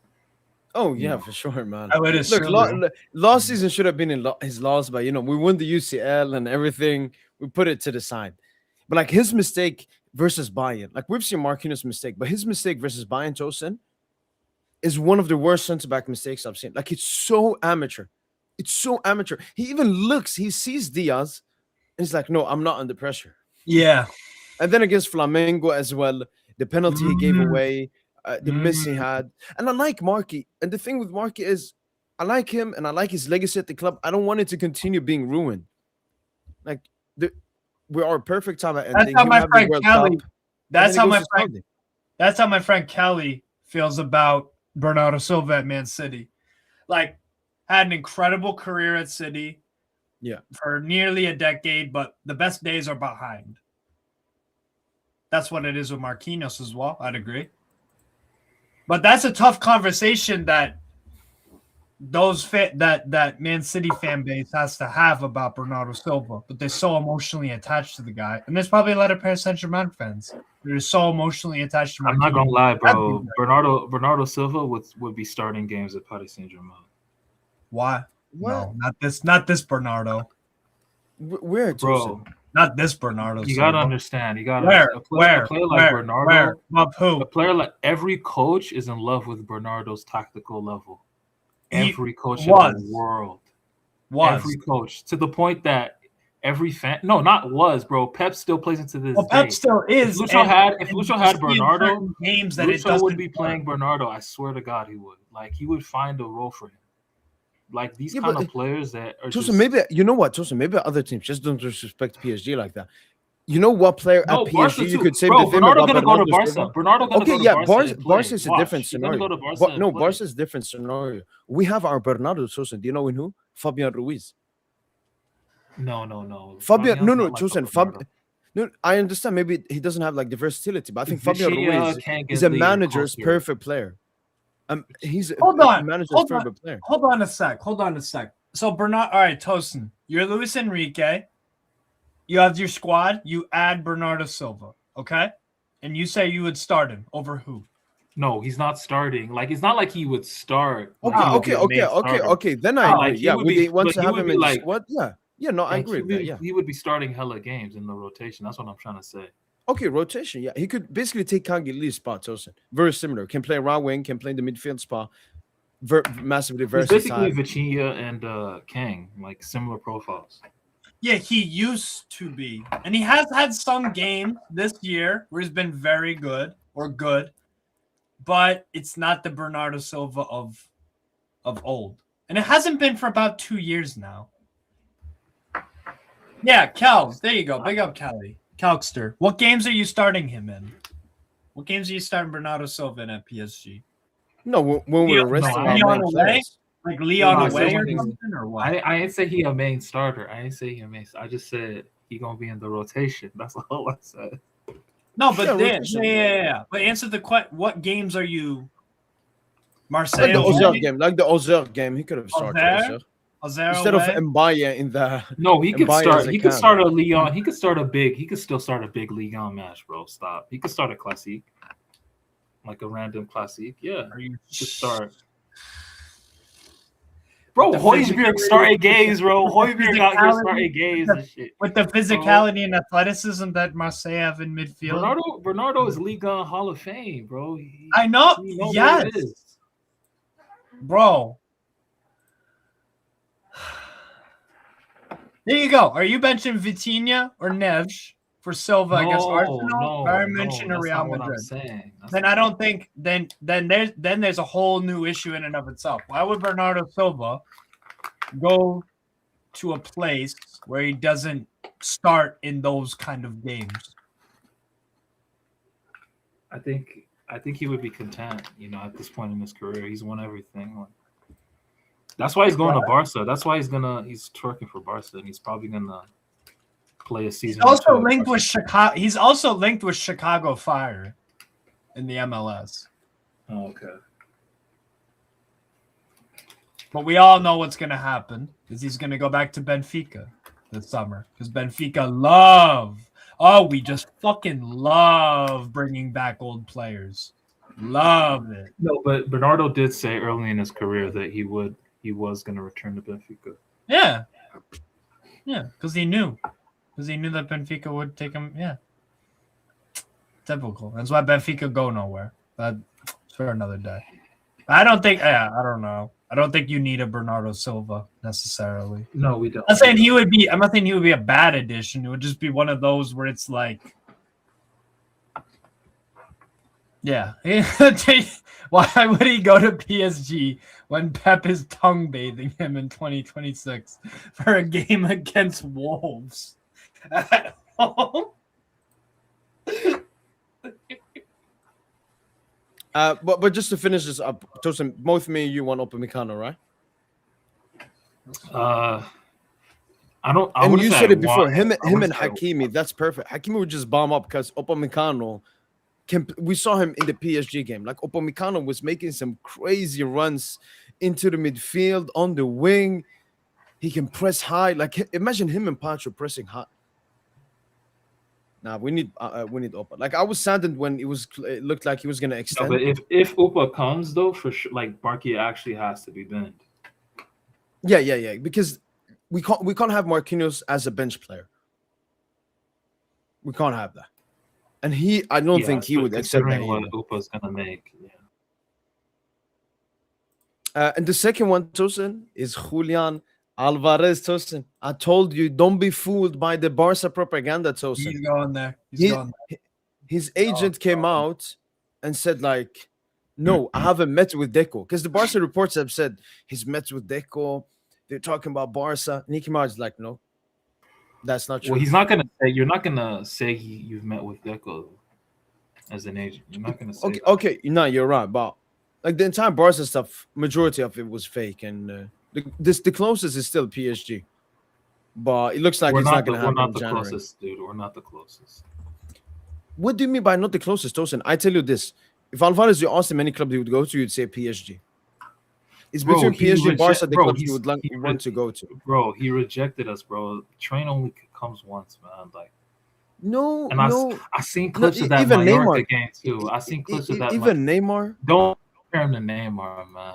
That's I'm just saying, like Neymar didn't come to Neymar. No, because you said the train only comes once, Tosin. Like, and Alvarez, Tosin, he supposedly rejected us in at least a respectful way, and clearly Lucho is not mad at him or like, oh, I don't want to go in for him again or something. Bro, look at the Mallorca game that Atleti recently played. Look at Alvarez's like heat map. He's just camping. He's just camping at the top of the box. No, why that is. He doesn't give a fuck. You know why? Well, okay. You know why that is? I've been watching a lot of Atleti this year. You know why that is? Is because Diego Simeone is being an idiot, and he's playing to the strengths of Sorloth when he should be playing to the strengths of Alvarez. The thing is, Alvarez has been stinky this season, though. That's maybe why. I think he scored like 2 goals in his last 15 games. But based on how you, but Sorloth has been far worse than Alvarez. Far worse. Like, I mean, they're looking to sell both. How is it? He kills attacks. He doesn't make runs. There are balls that are crossed in that are good crosses from Ruggeri, from Llorente, from Giuliano Simeone, from Almada, from Koke, Barrios, any of them. They'll get good crosses in, and Sorloth will watch the ball go by. Watch the ball go by. They play to the strengths of Sorloth by playing cross and inshallah football. I've seen so many Atleti games this year where Sorloth and Alvarez are the front two, and then Sorloth gets subbed off at the 65th minute for Griezmann, and they start playing football. Like Alvarez, bro, they start playing actual football, and it's really good to watch. So that's why Alvarez's heat map is probably the way it is. Because Atleti, when Sorloth's on the pitch, they play fucking dog shit cross and inshallah football. But what It's are you terrible. seeing? What are you seeing personally from Alvarez's game? Is he being marked out of the game, or is he just disconnected? Yes, that, and also he needs to drop so deep, which he's not great at anyways. And they don't play to the strengths of him. They don't play to the strengths of the team. Yeah, plus Tosin, the reports, not reports, but stuff I'm seeing I from just think Atletico think fans. he's a mid player. I really do. I don't think he's No, Tosin. I'm not even gonna listen to that, Mid Tosin, at because all. I know why you're doing this gimmick. I know why you're doing this gimmick, and you don't even believe that. The thing with Alvarez, from what I've seen from Atletico fans, is also that like he's not showing passion, he's not showing the energy, and that's been because ever since basically the beginning of this season, Which I would. he's wanted to leave. Like the report started to come out at the end of the summer transfer window, because Alvarez is a winner. Like this is someone that has completed football at the age of 24, won every club trophy, won every international trophy. This is a winner. He went to Atletico Madrid because he would be the main man. He would start games, unlike at City. And he expected more from Atletico, but he saw Atletico towards the end of last season. Battled Copa del Rey, battled Champions League, battled La Liga. And yeah, it's always been PSG and Barca, the two clubs being mentioned, but Barca is not realistic. They don't have the funds. And I don't think Atletico Madrid want to sell to Barca. So PSG has always been the likely. One thing, though, that was very interesting in the Spanish report that dropped is this. Juan Alvarez asked, before joining Atletico Madrid, Juan Alvarez contacted an Argentinian player who played at PSG to inquire about the Parisian club, but the response was negative. That's why he gave up playing at PSG Atletico. I don't think that wasn't the only reason, obviously. And I was guessing it has to be between, it's either Paredes or Messi. Because if it was Di Maria would have said great stuff, but Di Maria played like long ago. Messi, I mean, It's what the fuck definitely is Paredes. Messi, man? The thing is Paredes. about Alvarez. The thing is about Alvarez, by the way, he started out the season on fire, on a fucking tear. Like not even just GNA, but his overall performances, they were fantastic. But then, as soon as again Sorloth kept creeping into the 11 for whatever reason, that's why. We blame his that's why Sorloth for like this huge decline in performance. Yeah. No, I Yes. blame it on. I also blame it on Alvarez. I just don't think he gives a fuck anymore. When you say he's camping in the box, that tells me like When you play, when all right. So Tosin, you're Julian Alvarez. Are you good in the air? Are you a player that's really good? I'm a midget. Cool. So we've established that. Okay. So when you're on a team that plays to the strengths of a mid striker by just crossing the ball and you're just watching it go over and you can't touch the football really, is that going to make you happy or unhappy? It's gonna that for me that would make me very annoyed. That make me extremely annoyed. What if I'm just hella miz? What if I just can't make the difference between the lines? You know? Tosin Alvarez had like 47 GA last season. This is not a mid player. Yeah. Third top scorer in the World Cup. Why? Okay, Steve, I'm gonna say this. Maybe I don't want to do it for Tosin, but I'm gonna tell you, Steve. Yeah, exactly. There it comes. Tosin doesn't want to say like, oh, let's get Alvarez, because he's scared that, he says it and has hope for the transfer, and then Alvarez goes to Barca. And then we sit here like, he doesn't want to get rejected and get excited before. That's the agenda. Okay. All right. And look, for me, I'm not insecure. Like if Alvarez goes to Barca, like Barca are one of the best clubs in the world. Why wouldn't he go there? Like I'm not. If he went to Arsenal instead of PSG, then I would become massively insecure. And I would just say Alvarez is a stupid player. Why would we choose it above? Exactly. But like Barca, God Almighty, as bad as freaking as much as Atleti right now don't play to Alvarez's strengths, Arsenal played. They would, Alvarez would get 0 GNA, 0 assists. He would do nothing at Arsenal. Look at Eze. Look at Eze, man. Eze is struggling. Every one of their attackers, all of them. It's a very rigid system. Struggling. Yeah, no, Arteta, apart from that one season, the 22-23 season, offensively, it's just not been good enough. And it's time there. They're 17th in the league when it comes to open play chances created, which is fucking I mean, they are prime Stoke City.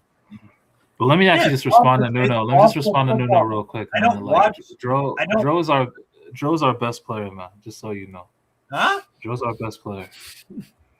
Yeah, just agendas. It's just agenda. He's doing this for Barca fans as well. He just want to anger the Barca fans. I don't think they know who Dro Fernandez is, but I'm pretty sure that. They'll know soon enough. Okay, how many times has he played for Barca first team? The only game I remember Dro Fernandez starting Olympiacos. He played really well in the game. Yeah, he only played 150 minutes. 150 minutes in 6 months. That's why he's left as well. Disrespectful to his talent. But I think it's about the competition. They got Olmo, they got Fermin. Fermin. They sold him for 5 or 6. He's way better than Olmo, though. Dro is way better than Olmo. The who? Olmo. I don't know about that. I mean, I need to see more of Dro Fernandez. Olmo can't even keep the rock. How is Olmo playing for Barcelona? He can't even keep the rock. I need to see more of Dro Fernandez to make that even. I can't just say 50 minutes makes.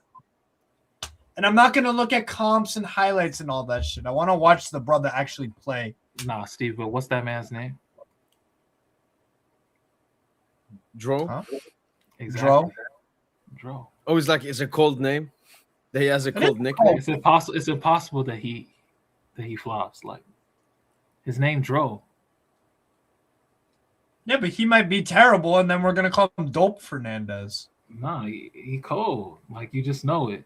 Or slow Fernandez. He's not even slow though. He's very agile. So I know. That can't even apply to him. So the 50 minutes that I saw from him, he's good. He looks good, but it's 50 minutes. Way better than Alvarez as well. No. Okay. The only thing I can say about Dro, from stuff I've seen from Barca's reaction to him leaving, from what Pedri and Eric Garcia and other Barca players have said, it's clear that he's a very talented player that has great potential. That's it. I want to see him. And it's also that Lucho wants him, Tosin. Lucho flew to Barca to meet with Dro. I saw the video when they signed the contract. Lucho told him, sign 50 goals, 50 assists. And even Dro came out and said, PSG is the best place to be at as a youngster. Yes, sir. And I would probably agree with that. Yeah. And I quoted out of the high level clubs, if you want to count all clubs, Stade Rennais. Teams are competing for trophies and stuff. Yeah. Stade Rennais is a great, that would have been a great move for him because he could have played right away in attacking midfield for them and whatnot. Or if he went to Brentford or Brighton or Bournemouth, would have played right away. But if you're talking top clubs and young I'd say Paris Saint-Germain is No, we used to be the worst. We used to be the worst place. Yeah, because you would just sell all of them. No, and we wouldn't integrate them out. I remember even during Poch period when we were not that good, we were calling for Xavi Simons, Michu, just to get some minutes. None of them deserved minutes, though. None of them deserved minutes. I think they deserved opportunities, Tosin. Not really. And if they got opportunities and weren't that good, okay, cool. What were they gonna? You're not gonna play those players. So we had Gini Wijnaldum, genuinely one of the worst players I've seen at PSG. Agreed, but Wijnaldum? Oh yeah. That was a weird one. No, I agree, but Wijnaldum today is better than Xavi Simons and Michu. Which just says everything. That's why you can't play youth players. You can't just force the whole youth thing. What do you mean you can't play youth players? You can't just force the youth players if they're mids, bro. Like, Well, you yeah. gotta be cold. You gotta be cold. Like Xavi Simons, Edward Michoud, good young talents, but for first team football, they just Poch judged them correctly. They didn't have the level. That's why they didn't play. I don't Poch know. actually is a very good evaluator of okay, talent. Tosin, Mitrovic is a fair one because I think he went to Sunderland on loan, wasn't that good and stuff. Xavi Simons went to PSV, had a really good season, came back, went to Leipzig, had a really good season. Yeah, Xavi is a good player, but at that point in his career, he wasn't ready to help Paris Saint-Germain. No way. Yeah, but you could say the same about Njanto this season. You could say the same about Mbaye last season. But the manager got to give the opportunities and trust in the youth. Poch had no, and it wasn't just Poch, it was Leonardo as well. Like he had like an anti-youth agenda, but all of that's changed now. That's not true. The only like youth Draw player wouldn't that have was signed given for us before.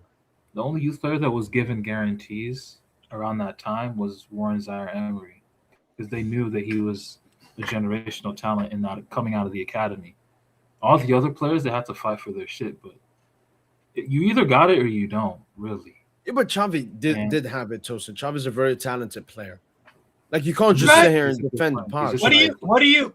I actually want to ask about Zaire Emery. What do you guys view long-term future at the club? Like in 5 years, do you think he's going to be a starter?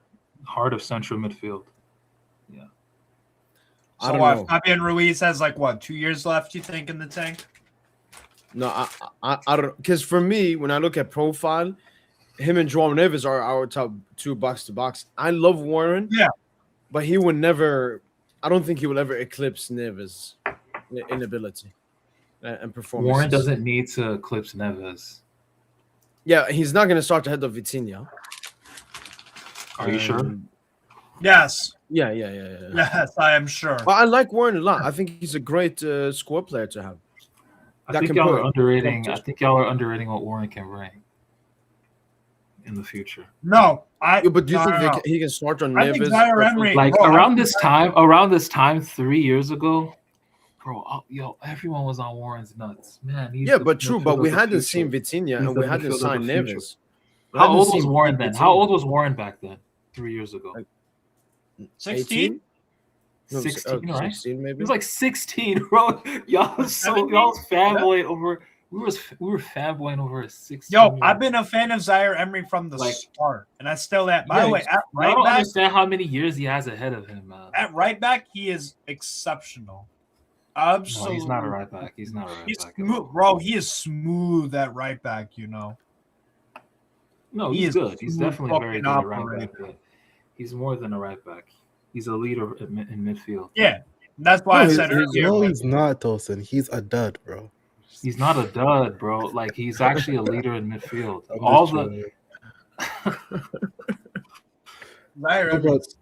Mo, you see your Twitter account? You see those spaces? You see the Arsenal and Man U space in the middle?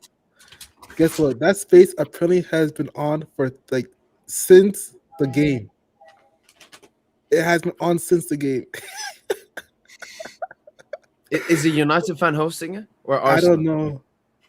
Maybe. Crazy. Nah, man. Arsenal content creators are eating, man. I know that some of them are gassed. That they lost. Yeah, Arteta is getting cooked, bro. Do you see those memes about how Timber is always in the box and Saka is out in the wings, bro? Teta ball is embarrassing. Well, back to the Dro thing. Man, you're hyping a dud, bro. Dro is not that nice. Of course, you would say that. Not that nice, bro. Who goes from the under 18s straight to the first team? Lamine Dogma. A lot of players. No, the only two players have done it in La Masia. Lamine Dogma.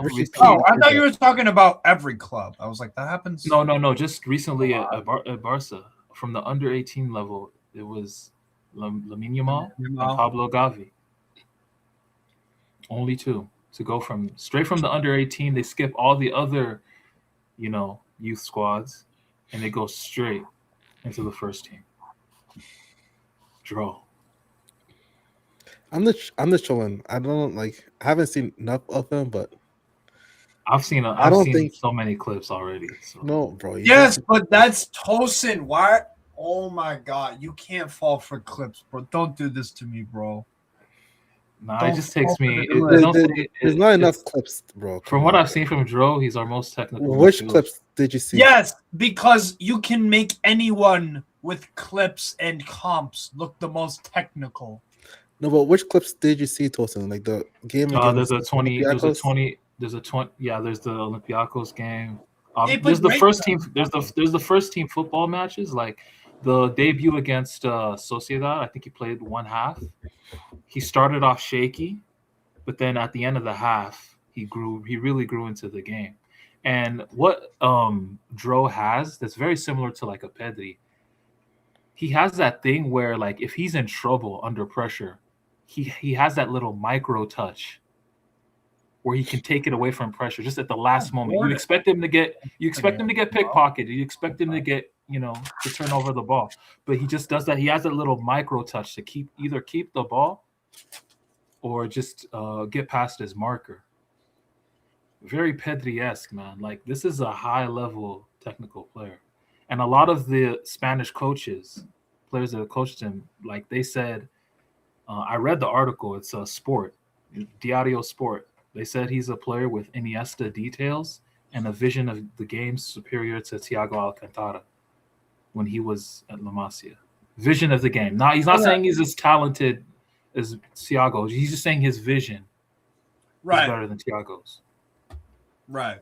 Maybe, Tosin, maybe you're right. And you just got... No, I'm not trying to be right. I'm just reading.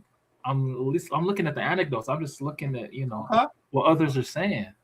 I'm not... If this brother is playing for Konyaspor in 2 years, I'll just, Oh, man, then Lucho got to be sacked. Why? That's crazy. If he's playing for Konyaspor, what? Like, what that if he's don't make playing no sense. for, like, I don't know, like Frosinone or some shit in, like, Italy? Nah, he can't be that just might be his reality, bro. He's 6 million euros or whatever. Moscardo, we spent 20 million. How much did we spend on Moscardo? Well, what happened to that guy? Gabriel Moscardo. Isn't he alone at Braga? Well, y'all were gassing him, bro. The way y'all were gassing him. Oh. Moscardo's still an Moscardo. No, but the only thing I would say about Moscardo, though, is that surgery he had. Because that surgery made him not play football for a while, which made Rem not trust him and give him any minutes. Braga the same, and he's had other injuries since then. So it's not really about his talent and ability. It's more that he hasn't been able to showcase it. But it's calm. That's the thing. Like, we have had so many successful signings. Moscardo not working isn't the worst. I mean, we got drawn out. It's not the end of the world if Dro Fernandez doesn't work out. You paid Dro and Moscardo are different players. Y'all got to understand. Moscardo is going to work out. No, Moscardo both will are talented work out. midfielders. Moscardo has 360-degree press resistance and vision, like as a midfielder, like, and then he has like the athleticism to cover both. I don't know if he has it currently, but he apparently, based on the scouting report, he had the athletic qualities to cover both sides of the field, as a single pivot. And then on the ball, he has a lot of potential. So that foot injury, like Mo alluded to, like that fucked his whole development. Because if he came, I think we wanted to sign him in the 2023-2024 season, Lucho's first season. If he came in around that time without the surgery, Moscardo would be in our first team right now to this day. Huh? I actually do believe that. That foot injury just cooked him. Yeah, I think it's a good profile to have. But Phil, I haven't heard like your full thoughts now that draw is official. And because I've seen a lot of Barca fans say their opinions. What position are you in? Are you in fuck draw? I hope it fails. Are you? I don't care. We have other good players. So are you? Wow. I'm for 8 million. Of the I don't care. Sure. It's not good enough for me to lose my mind over him. I'm not saying he's not good enough, but I haven't seen enough for him to lose my mind over him. And I kind of understand his decision. You support Barcelona who have La Masia. You probably have like 10 draws. No, they don't. That's the thing. They don't. They really Well, don't. we have he's not gonna play here. We have because especially with Flick system, we don't play the 4-3-3, and plus we have Olmo and Fermin over him as it's the 10. So he's better than Olmo, low key. He's not. Not better than. He's better than. Otherwise, he'd be playing more. Surely he's not, bro. Olmo has been ridiculous. No, Tusan, you could say he can become better than Olmo. He's not currently better than Olmo. Yeah. I think he's currently better than Olmo. Tosin just wants me to be rattled of the signing, bro. I don't care about this dude, bro. Like the reason why y'all care about him because he's from Barca. Let's say if you guys sign him from Real Sociedad or something, y'all want to be mentioning him. Yes, we want. What are you talking about? No, it's our only signing of the January window. So what are you talking about? Oh, that's Tosin's transfer dopamine. I see. Yo, Phil, you know what his name is? Dro. And he took the number 27 as well.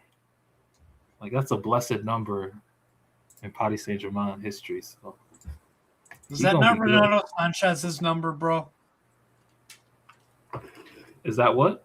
Was that not Renato Sanchez's number? I hope not. I don't think so. I think he wore 39 or something. 18. Did he wear 20? Okay, yeah. Okay. So Pastore and Cherendor. Cherendor also had 27. She don't count, obviously. No. That was just the Campos.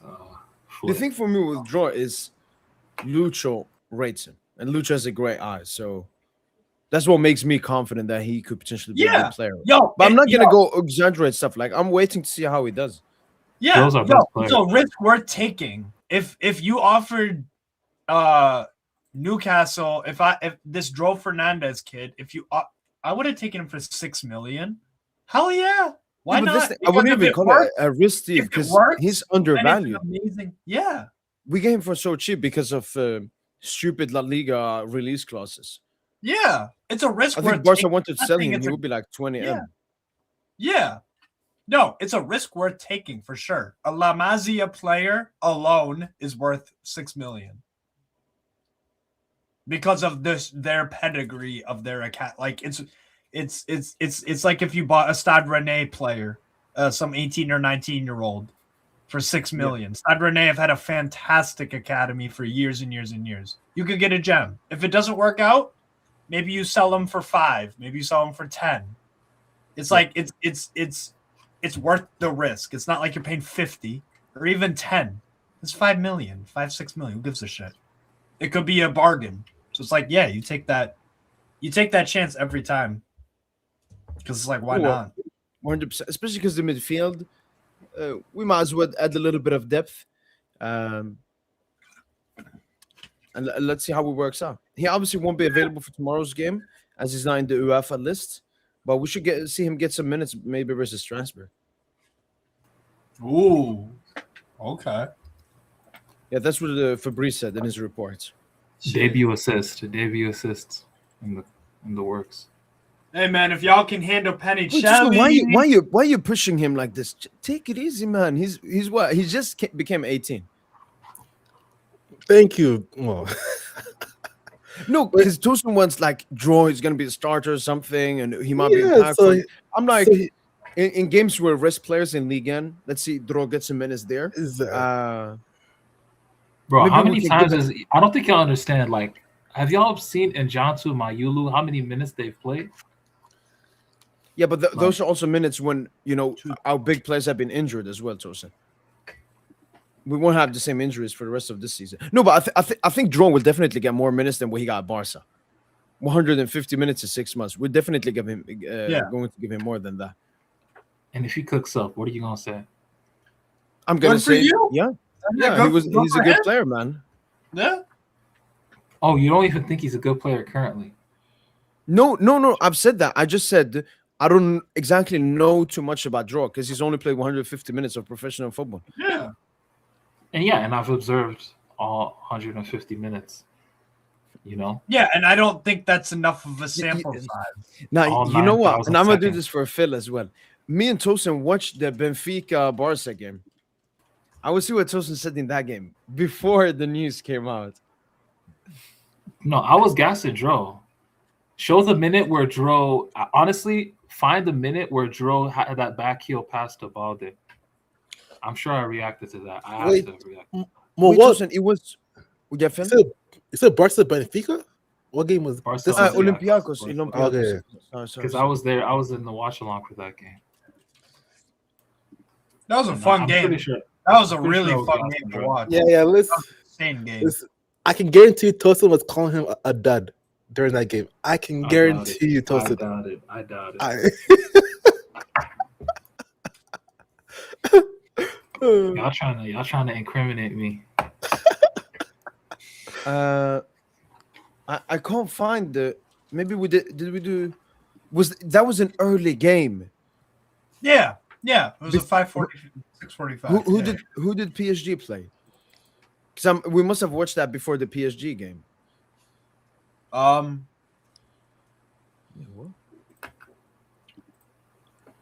Leverkusen? Was it Leverkusen? Trying to think. That was just a guess. Yeah, maybe Leverkusen. I don't know. I think it was like match day 3 or 4. Or some Yeah. shit. No, it's Leverkusen. Leverkusen. Yeah. Oh shit! Damn. Okay. Nice.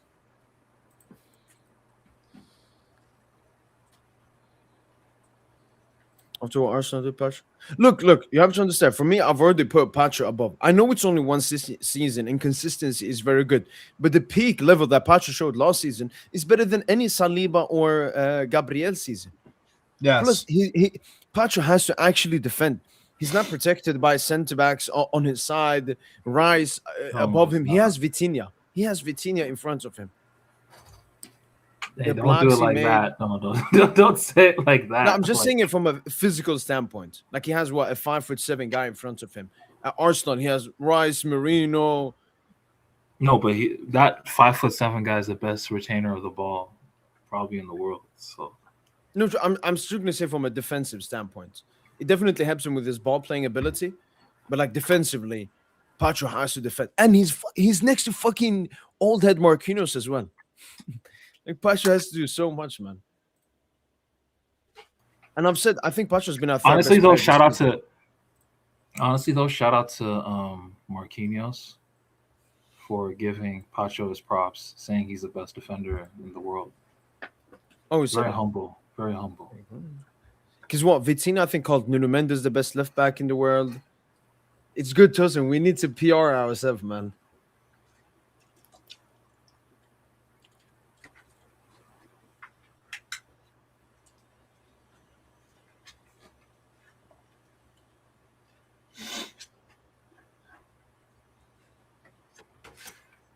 And I'm just waiting. I don't even care for tomorrow like that.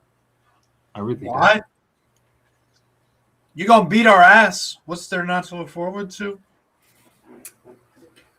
It's just Tosin, come on, man. We No, need to Tro- win, man. With Tro the for- form no, we're in. Tro- You got an insane week coming up, bro. You gonna smack up Newcastle, and then João Fernandes hat trick on Sunday. no Strasbourg. That's the game I'm actually looking for. I'm looking forward to that game more than Yeah, me too. Newcastle. I think It's funny Strasbourg- though. Like, wait, how many teams you got? How many teams you got again? You got 6. Like you got man, that's a whole tour, dog. Like that shit crazy. Like so, and Newcastle and Strasbourg.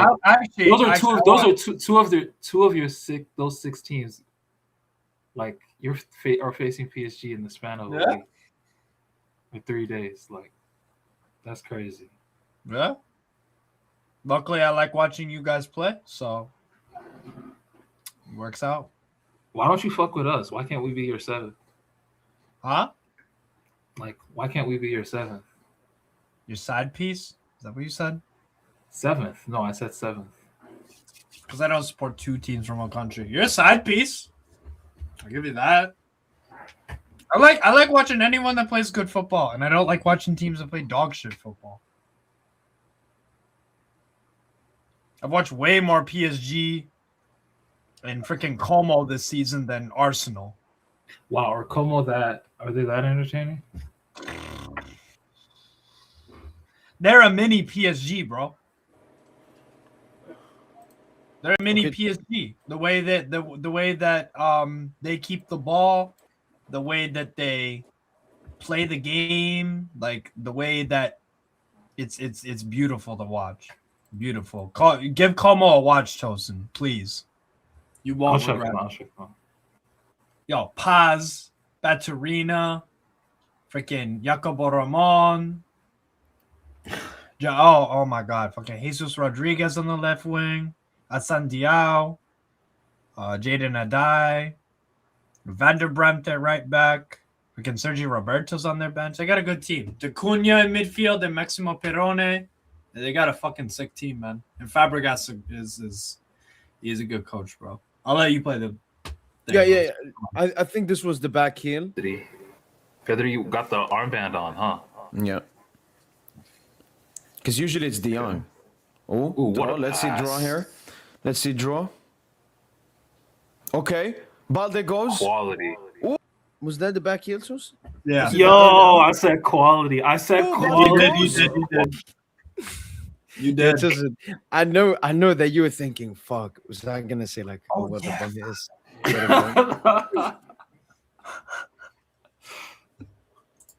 Nah, shout out Dro, man. Shout out Dro. Yo, y'all should be going for Martin Baturina. That's a player y'all could do with. As a kind I actually think we're linked with him. When he wasn't like Dinamo Zagreb before. Yeah, GNK Dinamo in Croatia. Yeah. For me, a big guy from that club Russian. is Vuskovic. Like Vuskovic. Oh yeah. At Hamburg I've heard he's been insane, man. Yeah. He chose Spurs ahead of us, man. I don't know why. I don't know why either. Yeah, I wouldn't go to any Premier League club, like because they become like The only one Americanized. is Man City. The only one that you could make an argument for. The only one. No, I agree. Maybe The only one. No, I was gonna say United. Wait, what's the name again that you were talking about? Martin Baturina. I'll write it down in the comments. Okay. Now there's this Russian player we were looking at though. Oh, are you talking about Alexei? the one at Siska? The one at Siska Moscow? I think no, he plays for Lokomotiv Moscow. Lokomotiv Moscow. Okay. Yeah. I haven't watched Russian league since like 5 years ago or some shit. Actually, even No, but we longer. were briefly linked with him, Alexei Batrakov. Or I watched some of his tape. I was like, yo, this is an interesting player. You could make Miguel Almiron look like an interesting player with comps. Let's be real. You could. Almiron had some fucking amazing goals for Paraguay. Atlanta. He had a great purple patch. Yeah, he did. Yeah. He looked like the best winger in the fucking world for like a month or two. Yeah. He fucking scored against us. Yeah, he did. Because you guys are a bunch of scrubs that day. I'll always have that, at least. They all got Champions League, so I think you got the better end of this thing. So Monaco are expected to explore opportunities to part ways with Paul Pogba. He's only played 30 minutes of football. Yeah, Pogba is cooked. Jeez. Deep dish cooked. Do you think he makes the France World Cup team? Absolutely the fuck not. Same with Neymar? Neymar should not make it either. I don't think either. They gotta phase out these old heads, man. Yeah, they're not at their level no more. Bro, Brazil actually have an insane front four. Like if they Hendrick, really Esteval, Rafinha, and then one of Vinny or Rodrigo, whoever's playing well on the day. Both of them are terrible for Brazil, but on a talent level, yes, Yeah. One of them, whoever's playing well on the day, you just incorporate them, bro. That's an They insane. both don't play good for Brazil. That's the weird thing. Both of them are really bad for Brazil. No, they are. The Brazil shirt's heavy, you know. Yeah. But that's why, you know, Yeah, definitely. the thing. I just don't think. I think Ancelotti's just going to be ruthless and not call up Neymar. But Neymar's already made it clear that he would love to even be on the bench for the squad. You know, like he doesn't mind not starting. You know. Yeah, Neymar just wants. He's very as bad of a rep as he gets, and as selfish as some people think he does. He is all for his country. Yeah, and I think the teammates will beg for Neymar to be included. So Yeah. I don't know. Yeah, look, if they call him up for like as a locker room guy or a impact sub with 10 minutes to go or whatever, yeah, makes sense. Like Portugal can do the same with CR7. Yeah. You can't be a starter though if you're trying to be serious and actually win the tournament. I think they'll still start it. That's the thing. Yeah, and that's why I don't think they'll win it.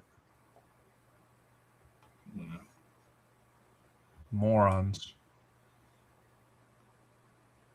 Yeah, Neymar can make the bench. I agree with that. They're gonna need his leadership. Yeah, and I mean, who's gonna host these fucking amazing parties that he throws to? America. You need someone like that. You need someone to liven up the fucking mood. Hell yeah. Yeah, but that's Brazil. But so wait, why do you think Mo pulled this up? I'm trying to figure out why. Is he gonna try to ask, should you guys sign Pogba on a free? No. Do you think that's where he's going with this? No, Pogba's just cooked, man. Yeah. But speaking of players that might get reingratiated back into the national team, you know, fold. My man Thiago Silva. Yes. That's a great shout. Verratti, Italy. Gattuso wants to go watch Verratti in Qatar. Al Duhail or something. Yeah. And he be cooking, bro. I'll be looking at the sofa scores, like, you know, box scores. I'll be looking at the box scores. He be cooking. So I don't see why he haven't can't found play any national clips. football. You haven't found any clips? No, it's clips. It's clips on YouTube, but they're dated. They're super dated. Yeah. They're like from the 24 or 25. Al Duhail. 8.6 rating against fucking Al Wakra. 8.6. And he scored. Holy shit, his pass map is just fucking everywhere. Yeah, he was a superb player. Love Verratti. 87 touches. 59 of 70 on passes. Damn. Yeah, Dani Alves too wants to make the World Cup, but that's not gonna happen. Isn't Dani Alves in fucking jail or something? No, he'd been released. Now he's a born Has he again joined that Christian club? now. What a surprise. He's close to joining some club or something. Yeah, a club that he owns, he partially owns, I believe. Dani Alves ain't making no World Cup team. I don't think that is something that Ancelotti won't do. Is he ain't gonna just bring on old heads because they want one more. That is something Ancelotti won't do. Like, he's professional. He is there to win. Like, he has no emotional attachment to Brazil. He's an Italian manager. He's there to do a job, win the fucking tournament. Maybe he will. Brazil can win it. I know they can win it, man. They could actually win this shit. They could, because it's wide open. But I'm wondering if France have the Brazil script. You know, the Brazil 94. French Joe Biden ain't doing nothing now. No, but like, look at Brazil though. 94, they win it in a pragmatic style. You know, depending on Romario and Bebeto. 1998, they make the final but lose, right? Then in 2002, they win. France, it's a little similar. Like 2018, they win it pragmatically, play through Mbappe. 2022, they make the final, but lose to Argentina. It's 2026. I mean, they could win it. They could have the Brazil script. So you never know.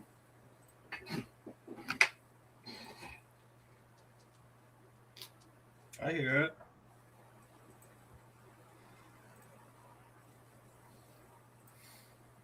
Argentina are cooked, though. Argentina are super cooked.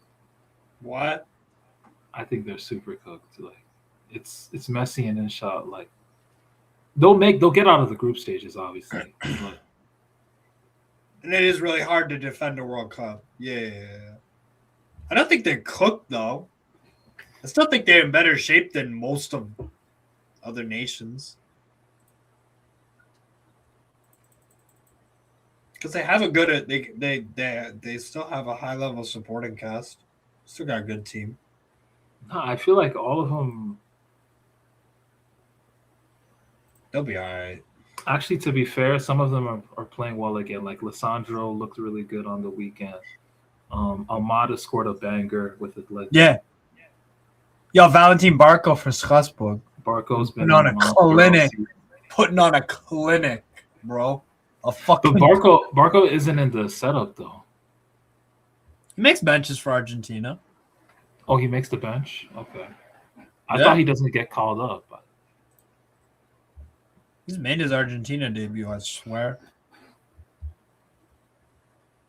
Same with Maximo Perrone at Como. Clinic this season, bro. Light work in some of these games. Yeah, he was on the bench for World Cup qualifiers versus Colombia and Chile. Has he made his national team appearance though? Yeah, he has. He has one. He'll make the squad for a World Cup and like friendlies before that. Actually, all right. Here's a question for you. I'm gonna make a statement. Tell me if you agree with me. All right. Strasbourg have a better chance of beating PSG than Newcastle do. True or false? they have to be Yeah. coached. I think a lot of it has to do with the stadium as well. We usually like at the park, we're not that good. The thing is, Steve, honestly, I'm gonna be honest. I don't know. I know more about how good Strasbourg are than Newcastle Yes. because I know Strasbourg, their level more. We played them already once this season and so on. Yeah. So I don't like you were talking like Newcastle aren't that good. I don't know. Like where are you sitting? No, in the really Premier League? not. Like seventh? Yeah. We also are one of the worst teams in the No. Premier League in terms of away games. We're terrible. And keep in mind, we lost to Olympique de Marseille. We drew it away. We drew at Leverkusen away. We beat Union Saint-Germain away 4-0. And this is our final away game. Our away form is dreadful in the Premier League. Yeah, you're 12th in away form. Yeah. We've scored 10 goals in 11 away games. Only Sunderland have scored less. And the thing is, Steve, why both me and Tosin aren't like massively confident is because of us, especially now in 2020. Yeah, I get that. We're struggling to score. Both teams without are best not players on going the pitch. into the game on scintillating form. Yeah. But like I said, your level of your floor is higher, or yes, it's much higher. Your floor of how low you can go is still higher than how low we can go. You would not draw 0-0 to Wolves away, and it would not take you 84 minutes to get a shot on target. You know what I mean? That's just not something that would happen. Never mind the fact you would beat Wolves like comfortably 3-0 or whatever, but it would not take you 84 minutes to get a shot on target. Leeds away, terrible. Villa away, terrible. Brentford away, 3-1 loss, got murdered. Olympique de Marseille away, got murked. We had a lot of chances too. Played Burnley away, barely won. Won 3-1, but it was kind of fugazi. Didn't actually play that good. The derby, our derby against Sunderland away, we played like a Division fucking 4 team. And we were just awful. Again, we had like maybe 2 or 3 shots in the entire game. Everton away, we won 4-1. Great. Lost to West Ham away 3-1 after going up 1-0 after 7 minutes, and we're just dreadful the rest of the game. Yeah. Brighton away, 2-1 loss. Bournemouth away, 0-0. Awful game. So, don't have good away performances, bro. Really don't. Like I said, your floor of how bad you can play, and never mind that. You can play bad and have a moment of quality from Dembele, Kvaratskhelia, Doué, Vitinha. Vitinha can pop up and score a goal. João Neves, Nuno Mendes, Hakimi. Any of those individuals can just go on a fucking run and score a goal out of thin air. Yeah, but if we take for example, the Sporting game, we had Vitinha, we had Nuno Mendes, we had Fabian, we had Dembouz, we had Doué, we had Barcola, and that didn't happen. Obviously, it can happen. I'm just saying we're not coming in with the best form either. I have this tactical board here for when I look at some tactics. Yes, Joelinton ain't playing. That's going to be Jacob Ramsey, and that's number 41. Yeah, no, numbers ain't the biggest thing, but like I think PSG will try to press high and we'll play basically a 3v3 up in attack. Yeah. Warren will come in more into the center. It would look like this. And then Dembouz there. And that's honestly been our biggest strength, especially now in 2026, our pressing. Like our pressing has been insane. The only issue is what we do with the ball when we've completed the pressing, when we've won back the ball. But I shared a stat, a statistic with Int a couple of days ago. That's an interesting indicator. So against Auxerre, the game that we won 1-0, not only did we outpossess them by 30+%, from 69 to 31, we also outran them by a kilometer. Yeah. And that was something we were doing a lot last season around this time, January, February, March. We were not only were we outpossessing teams, that's what we always outpossess teams, but we were outrunning teams as well. Yeah. So there you go. And what is Newcastle Eddie Howe known for? Athleticism, stamina, covering ground, like that at our best. So what you just said there, you can match us with that. You can match us. Yeah, it'll be very interesting to see how we do athletically against you guys. You'll be fine. But yeah, our pressing. No, I know we'll be fine. But like I'm just saying, our pressing. We'll have like 6. It's so risky. Like we'll have like 6 players in a congested space pressing one ball carrier. Yeah. Like 6 players, 6 outfield players. Then you'll have 2. Basically, providing cover for those 6 players, like the center backs, or maybe a center back and a fullback, and then 2, waiting to recover the ball, after the, after winning the ball back, essentially. That's how we scored against Lille, Yes. Was that the first goal? The first goal, yes. Yeah.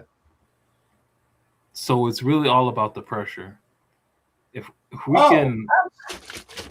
Actually, speaking about Lille, Ethan Mbappe, I wanna know what y'all think about him, because I think this kid looks unbelievable at times.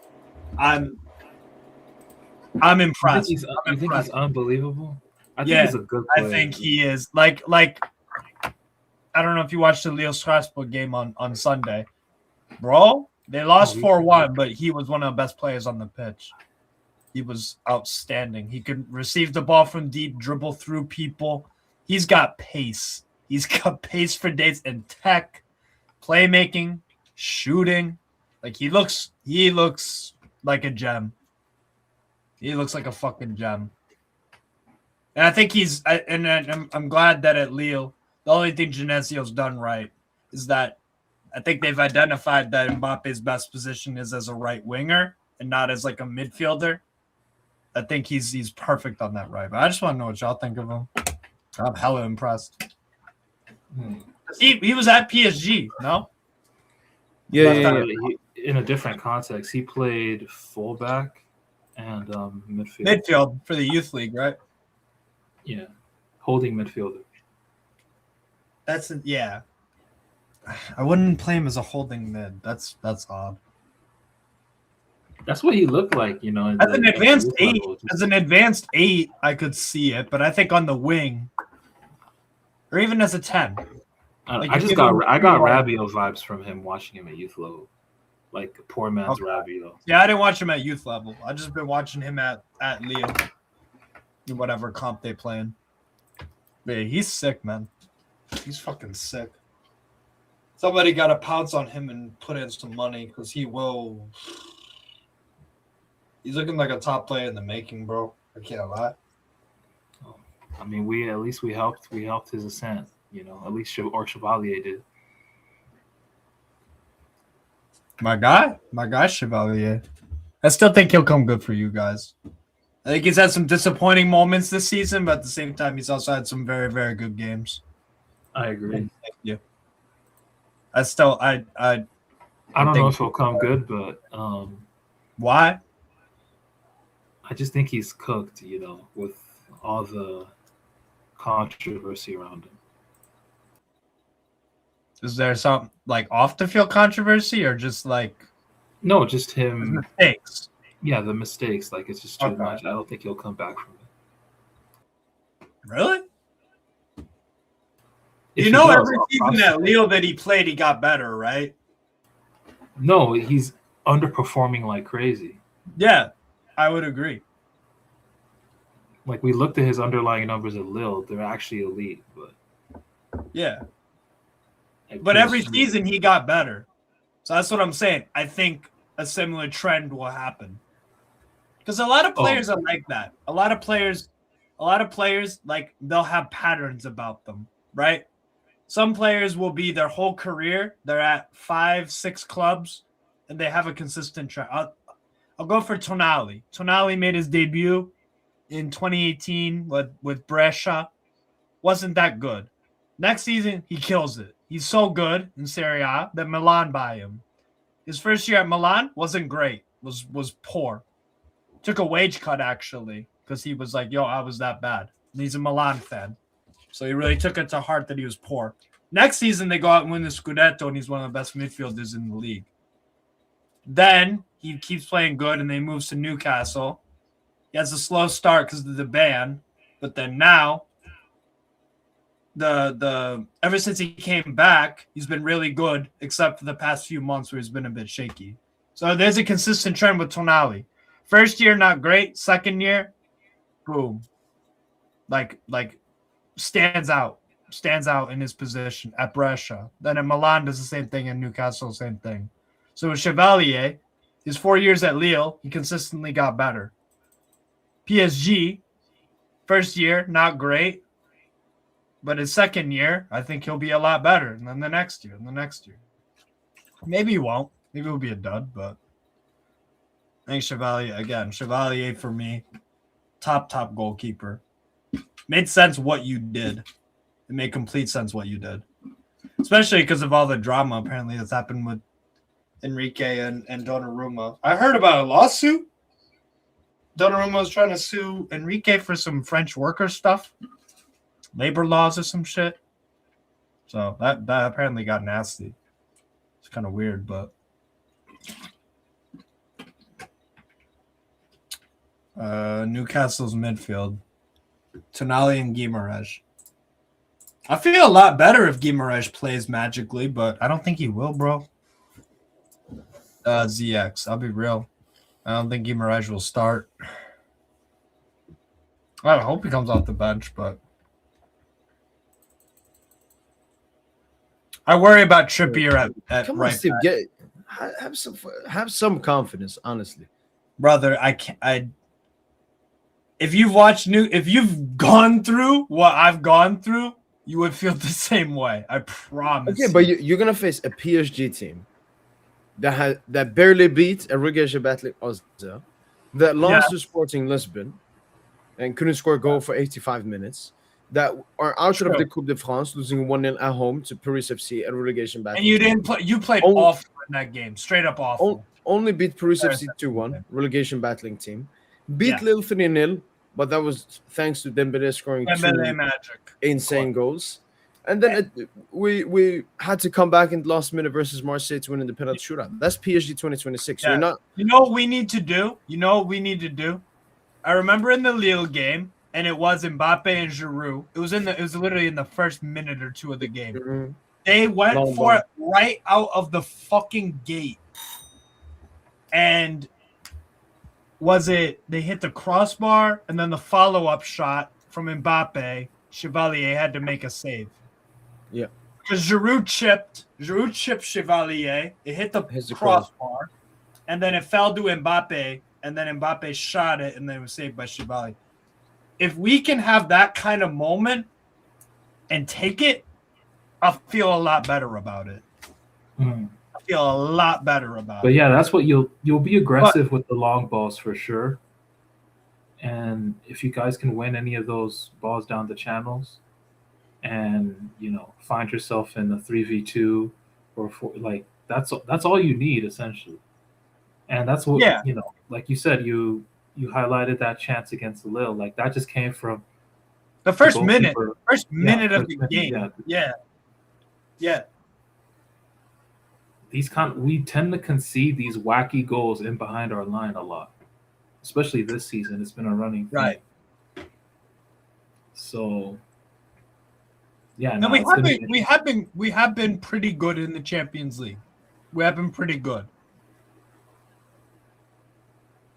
The problem How easy has your schedule been? It's been pretty easy. Pull up our opponents, Mo. Pull up Newcastle's results in the Champs so far. We played Barcelona at home and lost 2-1. We played good in the game, but ultimately Eddie Howe fucked up the lineup and should have played Multimata from the start. I think you can filter it to just. I don't know how. Because I click on fixtures. Oh, actually, you know what? Go to SofaScore. Because then they have a button where you can toggle, or whatever it's called. You can filter just the Champions League results. Is Newcastle a typical Prem team that does long throws and relies on set pieces? We don't score many set pieces. We really don't. Long throws. Sure. So go to matches. Can you click on that? No? Okay, maybe not. What the fuck? It looks different on the app.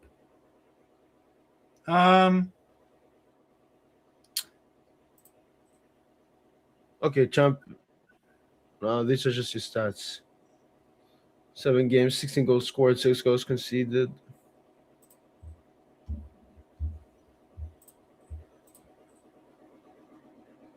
I thought, all right. Yeah, it's different on the app. By round, by date. Hold on. What if I go to... Let me see. Oh, if you go to the Champions League website. Yeah, that's... that's what you're going to do next? Yeah, that makes sense. Yeah. There you go. All right. And then the Barca one is above the Union Saint-Germain one. So in that game, we didn't take our chances. Barca punished us. And then in the second half, they just did their keep away thing. And we could not touch the football for the last, 30 minutes of the game. And it was 2-0. And then Gordon scored like a 95th 94th minute penalty or some shit. We weren't. It was just this huge disparity in quality.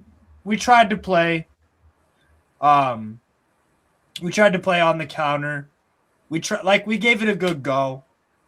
Didn't win against Barcelona. Didn't take our chances. You're the only team to get packed up. You're the only English team to get packed up by Barcelona. Yeah. Kind of says a lot about us. Played Union Saint-Germain. They were not up for that game. I was expecting much more from them because I watched a lot of them and was pretty impressed. Over the years, they've been good in Europe, so was surprised that we won 4-0. Was happy with that. I thought we'd scrape by Benfica like a shitty 1-0. We were mid in the game. Benfica were awful, as they have been most of the season. Got 3-0. Cool.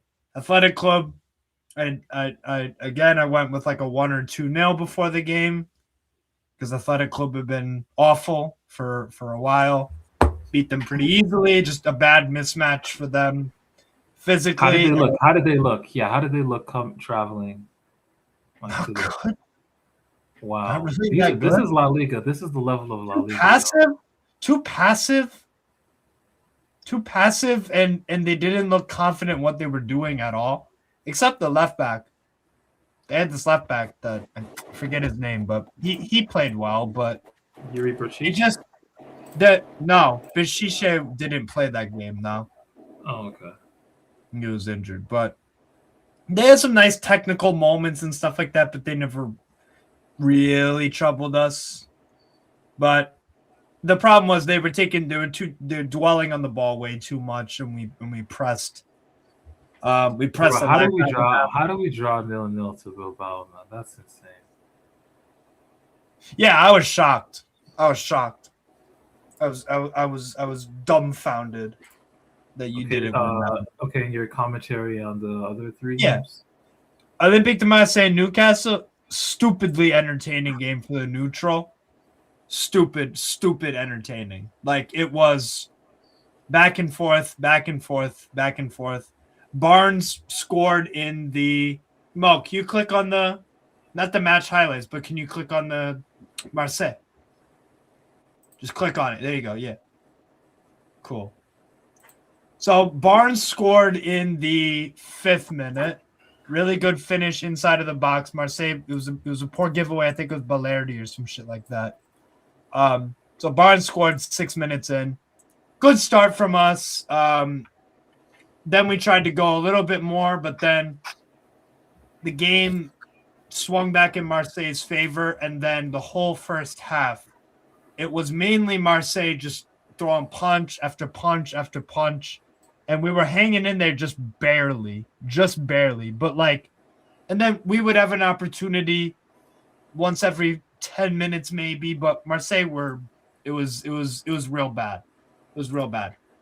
All my Newcastle friends at halftime, I was talking to them, and we were like, yo, if we play like that in the second half, we will lose. We will absolutely lose. Because this Daryl Bacola was tearing us apart on the fucking left-hand side. Aubameyang was getting in behind way too easily. Gordon was not good. Tonali was losing the ball. Bruno Guimaraes was a bit rattled. Like, it was real bad first half. And then the second half happened, and what I said would happen happened. We played poorly again and got smoked. Aubameyang scored from the chip that Nick Pope came out of his goal for no reason at all. And Aubameyang chipped him from like 35 yards out. It's 1-1 now. And then we go and concede 4 minutes later, and then it's just all Marseille rest of the game. So we got smoked.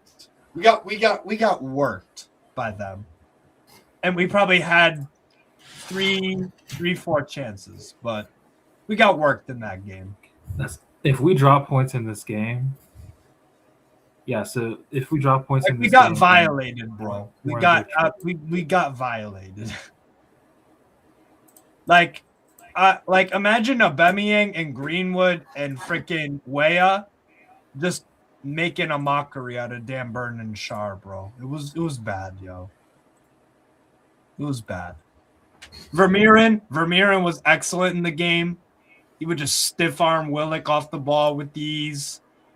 Højbjerg was running around fucking people up. It was just a bad matchup for us, and we didn't improve on our first half performance, and we got smoked. That was the Marseille game. That was our worst performance in the Champions League by far. Leverkusen game, not much in it in the first half. It was kind of boring game, honestly. But they scored early, like with their first kind of real attack of the game. It was a Guimarães own goal. And then we scored. And then it was just 1-0 for a while. The first half was boring. And then the second half was just madness past once we scored, it opened up the game because Gordon scored a penalty. And then it took us 20 minutes. Miley scored on a header, which is brilliant. And then again, it was back and forth, back and forth, back and forth, back and forth. And so man, do you guys want a back and forth with us? I hope you. No. I don't want a back and forth. I don't want a back and forth when you have Dembele, Doué, Dembele, Doué, Kvaratskhelia. Don't want that. And Nuno Mendes and Hakimi as attacking fullbacks. No, I don't want that. No. I really don't. Because it doesn't favor us. That's what I'm saying. If we drop points, then the conspiracy is right that PSG are working with the betting companies. Wait, what? I thought you said you think you're going to drop points anyways. What is this tone shift? Or are you just basing it off of my results? No, we should beat you guys. No, we should beat you guys. But to be fair, I don't really care about the game like that. If we win, that's expected. You know? Yeah. If we draw or lose, then at that point it's just, I think that's based on our form, that's also kind of been expected. So yeah, man, I'm actually more gassed with Ligue 1 right now. The Champions League. Yeah. All right. Yo, the predicted lineup finally dropped from Finally. L'Equipe. Chevalier, Pacho, Marquinhos, Hakim. So they're predicting Hakim at start. Vitinha, Ruiz, Warren. Tosin, if any of the two midfielders is gonna start, that's not Warren or Vitinha. It should be Neves, right? And then Dembele, Kvara, Barcola. Do it benched. Wow, this is a different team. I thought this is is this the team against Bayern that we lost with? What, the attack? Not the attack, just the whole 11. I think it was the same 11. Could have been. So it is the same 11. But the thing is, Doué got arrested last game, Tosin. Him and Dambuz. Doué will start, dude. And listen, I don't think he can drop any of the attackers, Tosin. I still believe in a 4-2-3-1 or a 4-2-4. 4-2-4. I hope he does it. That'd be fun. He should do it. Because if there's a game any to actually do this it, is the game. Yeah. it should be Newcastle, exactly. they're missing like Bruno, they're missing Joelinton. They probably maybe play 4-4-2, more defensive. We need the stabilizers, as many as possible. Hakimi, Nuno. No, let's actually do it. Like if it looks unbalanced on the night, then yeah, we'll chalk it up and on the post-match talk about it. You know what? Yeah, Tosin, do you know Lucho what he said before the game? Like, I don't care if we finish 15th. Yeah, exactly, Tosin. Like, this is a perfect Champions League game against a good side where he can take that risk. And even if the worst happens and we drop points, round of 32, calm. Yeah, I agree. Oh, I also want to mention another one of our horrific away losses, which we also played like dog shit in. Well, that's the Ruben Amorim's Man United. But no, you know, Amorim underrated, man. Overrated. No, he's not. No, he's not. It's not. Carrick is the guy, man. Carrick's a genius. Amorim built a team. No, he didn't, dude. He got rid of Rashford, got rid of Sancho, got rid of Garnacho, bought in Cunha, Sesco. Like Amorim deserves his. He didn't want Cunha. Or sorry, he didn't want Sesko.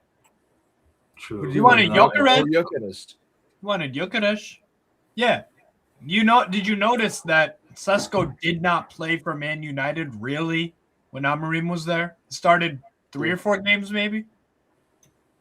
He played Mason Mount as a false 9 ahead of Sesko when Sesko was on the bench in certain games. That's bad. Sesko's kind of a PU double He sucks. SY. He sucks, bro. He's not good. Yeah, he's kind of a PUS double SY. Like I thought he could approximate Haaland. I really liked his measurables. Pause, like the athleticism, the 2-footedness.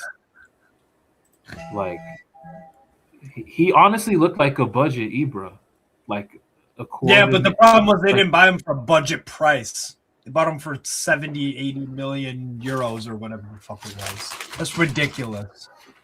I still think he has time, though. I still think it might just not be Time to do what? To just have like one season where he goes crazy. I don't know, man.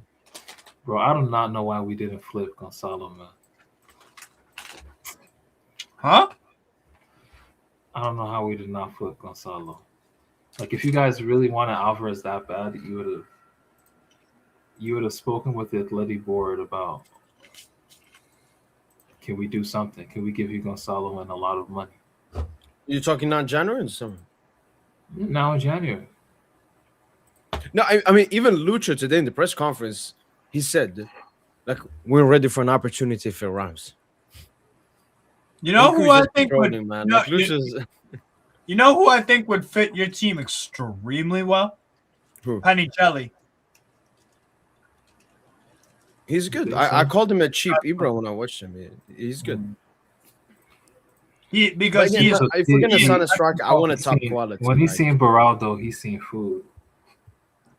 On the show.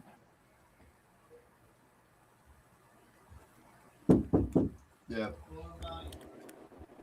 Like this is what I think we'll pull up with. I think so as well, yeah.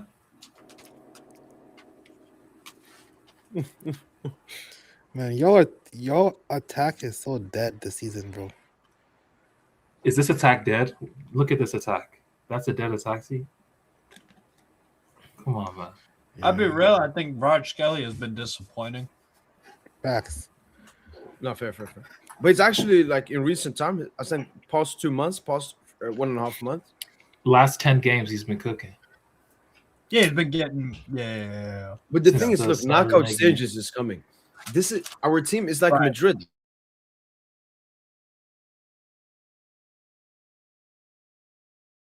About unbeaten in Ligue 1. Don't care about.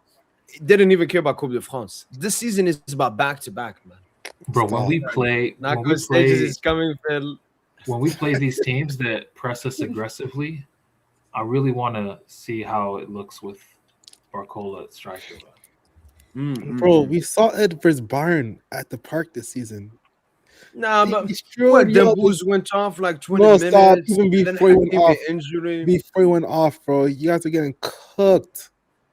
Like, y'all couldn't even have to keep the ball, bro. Like, they were man-to-man pressing y'all. Like, oh. Okay. That's one game. I don't know, man.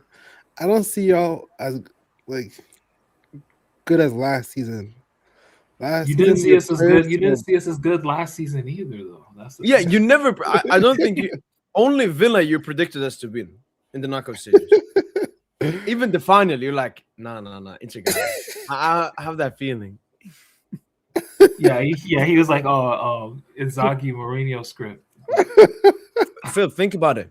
Madrid, when they went back to back, they didn't win La Liga. They went out early in the Copa del Rey versus some shit. No, they won La Liga. in their okay, they won La Liga. Okay, that's good for us. We're gonna win Liga again. And then in the UCL, Phil, they didn't even finish first. Dortmund came ahead of them. So I'm seeing all the back-to-back signs, Phil. Have we been as good as last season? No. But this is when we need to be as good. Even last season, Phil, we were amazing in knockout stages.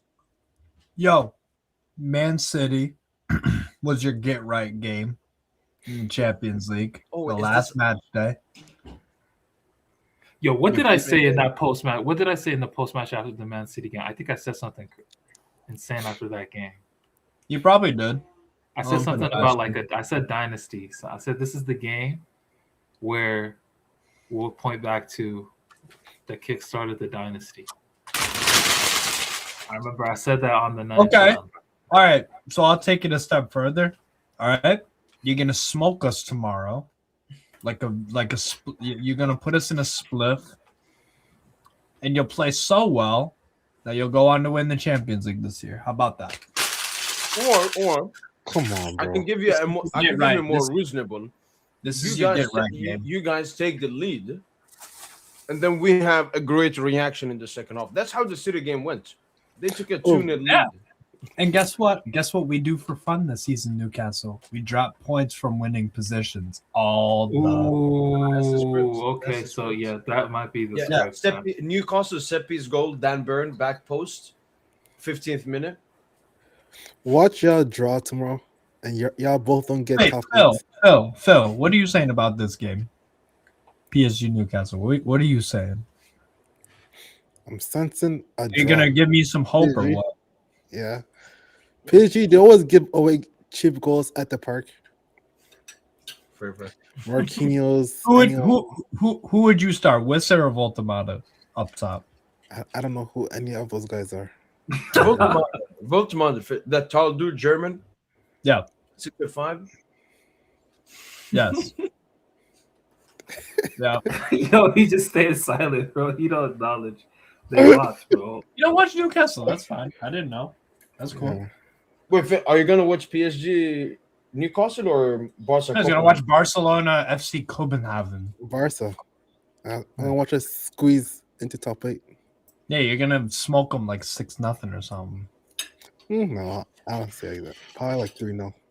Wait, what's the only way you guys will make top 8? Probably win by 2 goals and we get top 8. But like to get even further high in the standings, you need Chelsea to lose to Napoli or draw. Yeah, we need y'all to drop points or Newcastle draw. Yeah, that'll be good for us. Are y'all gonna really brag if you finish ahead of us? No, loads of keys. The reason why all I care about is top 8. That's it, because you need to run up 32 is not bad. Like, I don't care if we play that too, but the thing with us is that our squad is thin, you know. So like, PSG won't play that tie, and like, let's say if we play that tie without him, and like, if Frankie gets a yellow, then it's going to transfer to the knockout rounds. Like, I hate that shit. So like, I just want to squeeze to round of 16, so we don't have to go to round of 32, because our squad is thin. So I need that round of 32. Yeah, I need to stop. Yeah, you can step at, which is good. That's a good thing about round of 32. But my squad is just too thin, bro. That's fair.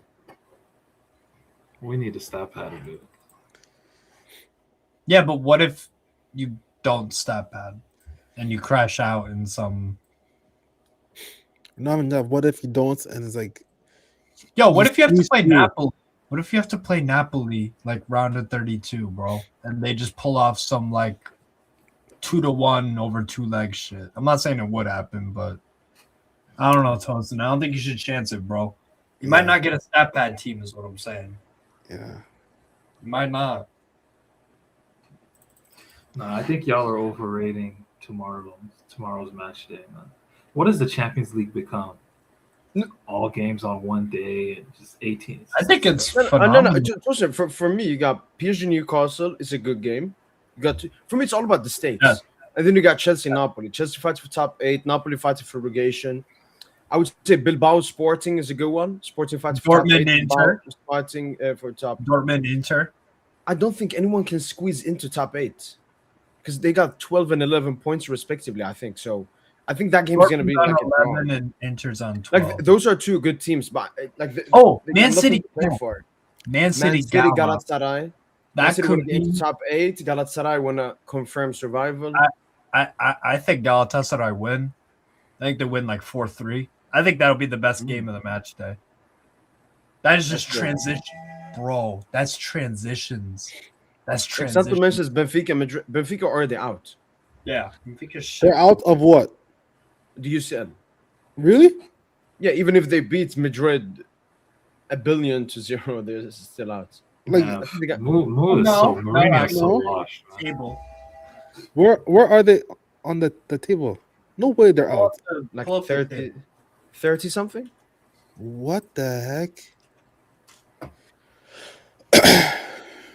Let me see. Champions. Yeah, I know that team used to give you nightmares back in the day, huh? Benfica. Even us, Tosin, in the recent one, they topped a group over us, man. Exactly. What are you talking Maccabi about? Haifa, bro? Haifa, Fugazi shit. Juventus, and Paris Saint-Germain. I remember. Yeah, Benfica that. 29th. That was the last time. That was the last time my They are life. not out. Okay, what does the 24th place team have?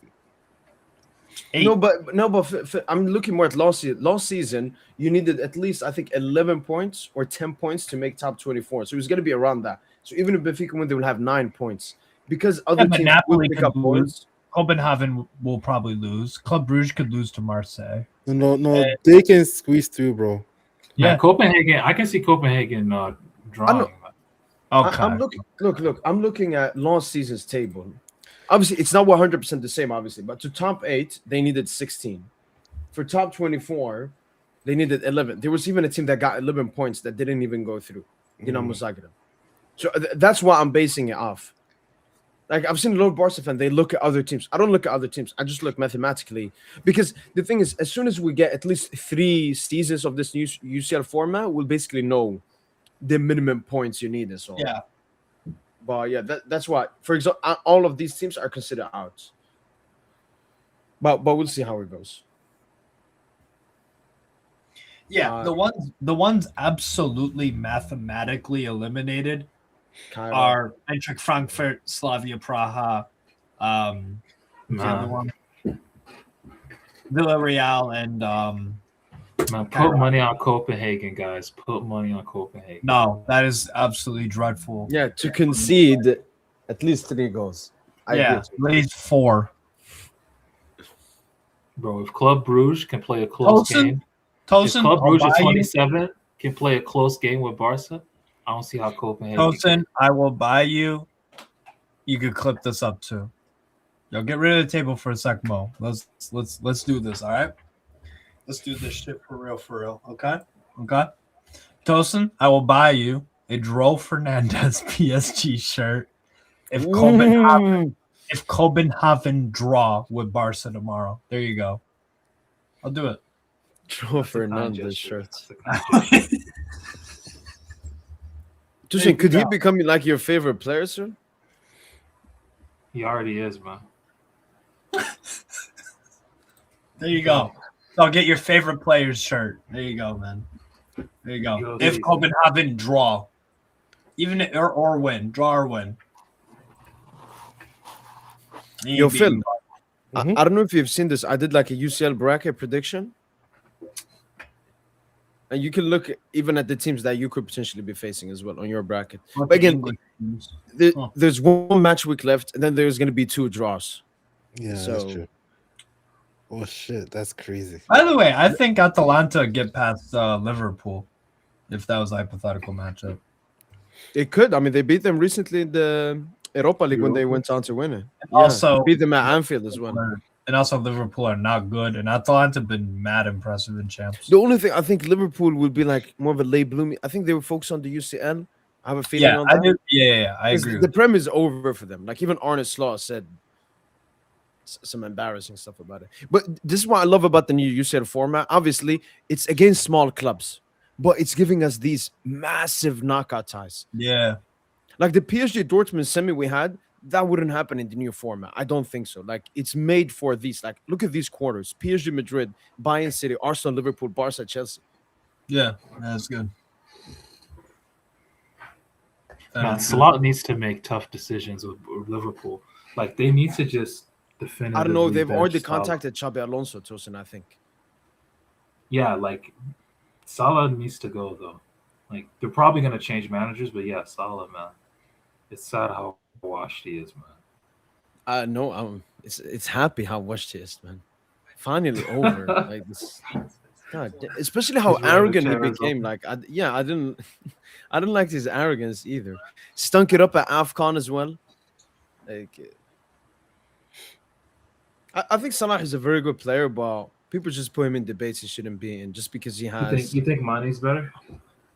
I think Mane is better. Do you think Mahrez is better? I think Salah is Mahrez more is better. consistent. Mahrez I is think that's what Salah got. Salah has that league consistency, a lot of Yeah. massive GA. But when you look at big games, yeah, Mahrez better, Mane better. Like maybe even Desiree do it already is a better big game player than Salah. I mean, Salah, I think he has one. No, Salah has I think one penalty goal in like 19 finals. Like that's insane. completely embarrassing. I just think he's a different type of forward than But like a Sadio Due Mane too. or a Yes, Mahrez. true. Or Mane's even- Mane's a better big game player than Salah, but Mane too. He's won 3 AFCONs, right? And he didn't score in any of the finals. 2, yeah. He didn't score in either of the finals. I don't think he scored in the final Champions League final either, despite coming close. No. He scored in the 3-1. Scored in the 3-1. They lost to Madrid. Oh, true. In Salah got 2019 injured. or 2018, one of them years. 17-18. They lost 3 peats. Yeah. Damn. Okay. And like when you look at knockouts as well, other games, like Salah's knockout record is also it's not bad, it's like more mid. Like you could even say Yamal is already a bigger big game player than Salah. Like that's just how fucking disgusting Salah is. No, in big but games. Salah was going crazy, right? At the start of the Premier League season last year. Yeah. Yeah, against And- Fulham and Norwich and Yeah, and everyone was so gassed. But if you looked at the Champions League, it wasn't translating. What he was doing in the Prem wasn't translating to the Champions. yeah, I think he had like 3 goals, 1 assist in first 7 group stage games. He didn't play last game. Then stunk it up versus PSG both legs. Stunk One it of up those was versus definitely a penalty. One of those 3 goals had to be a penalty. Yeah, I know he scored 1 banger against like a shit team.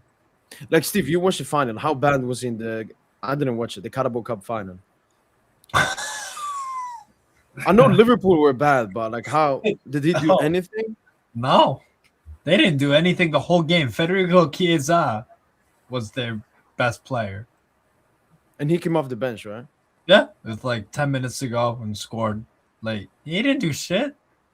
Liverpool did like it. We like I can't even describe it, bro. Like we just thumped them. They had the ball more than us, but they did nothing with it. Like it was a game that was like perfect for us with the way we played and like the game plan we had. Like they were just No, the how rich? matchup This for is us. a little off topic. This is a bit off topic, but how rich are Liverpool these days? Because I'm seeing reports like they're bringing in Alonso and they're ready to bring in Olise. Like just They've always They're had about to go money, crazy. Tosin. They've always had money. They're just good at keeping their cards close to them, not letting it. Like they're very secret. They could have spent money after they won the Champions League and brought in a center back, but they didn't. They brought in like Ozan Kabak and like just random NPCs like that. They've had money this whole time. They just don't want yeah, to spend. like look at it. So Xabi Alonso has told Liverpool he wants Mickey Van de Ven, Adam Wharton, Bradley Barcola, and Michael Olise. They ain't getting Elisa. I don't think you guys will give up on Barcola yet either, unless it's stupid money. Imagine they got that though. You know, the thing with Barcola is, like, in the summer he will only have 2 years left on his contract. But the most recent reports I've seen are saying like the negotiations to are going extend. positive. Yeah. Do you guys Would you guys sell him? No, Not yet. not Okay. yet. That's insane. No, no. I'm just saying that after 2.5 seasons, it's not like Barcola has done stuff where I'm like, no, club legend in the future. Due has done more. Yeah, Due has already done more. Elia has done more. Oh yeah, no, Khvicha John is Neves has done more. Like It's he just is the special. odd man out. I disagree. I don't think they've done. He's the odd man out. I don't think they've done more. I think I'm a they've fan of done- Barcola. I'm a fan of Barcola, but I don't think it's going to work out in PSG. I'll be real. He could be successful elsewhere, just like think Cole so, too. Palmer. No, I don't know. I think his time will come. We just I think he's gotta the be best. patient with him. I just think he's the perfect role player for us, man. He's the perfect. Yeah, the role issue guy. is, does he want to continue being that? Exactly. Look, now that we brought that up, one thing we could do is Wait, tier list on PSG players based upon how unsellable they are. So who's the Okay. most unsellable PSG player? Oh my god, this is hard. You know what? We can That start is with true. the least. We can put these Most dudes down. We don't care unsellable? about. We don't care about the bench players. People will probably say Vitinha is the most unsellable. Okay, I so would that's say- the core. That's the core. Vitinha or Nuno. I was going to say Nuno, man, Yeah, I think Nuno. He's or Due. I don't know. Do it. Like I look at age, obviously. Neves. Okay. These are the three. Yeah, these are the three. Like especially when we look at age as well. And then probably then probably Vitinha. Oh, Hakimi, Pacho. Because Fabian and Dembu is towards the end because of their age. Yeah, I would do it like this. Oh, no, Khvicha. Yeah, like that. So Nuno, Neves, Due, Vitinha, Hakimi, Khvicha, Pacho. Dembele should be a lot higher, no? Dembu is like a lot of it is age. Like these are the It's youngest. age. It's and then it age goes up. discrimination. You gotta understand. Like these days, when you're over 27, it's like the rap game, bro. Football game is like the rap game these days, bro. If you're over 28, like you're kind of like old news, you know. Pacho over Hakimi, I don't necessarily disagree with that, but I don't know if We have such a stacked squad. Like all of these players start for every single team in the world, and basically Nuno starts for every single team. True. Neves starts for every single team. True. Due. No, he doesn't. not I don't quite, think he starts but- at Bayern. I don't think it's outrageous to say it. I think you could He would disagree start with for it. he would start for most top teams, but I'm not sure he would start at every one. That's the thing. Same. Vitinha easily, Hakimi easily. Khvicha would start for every single team bar Barca. But even at Barca, they'd probably move Rafinha as a 10. Actually, That's no. something Hot different. take with Vitinha. I don't think Vitinha starts for a couple Premier League sides. Like who?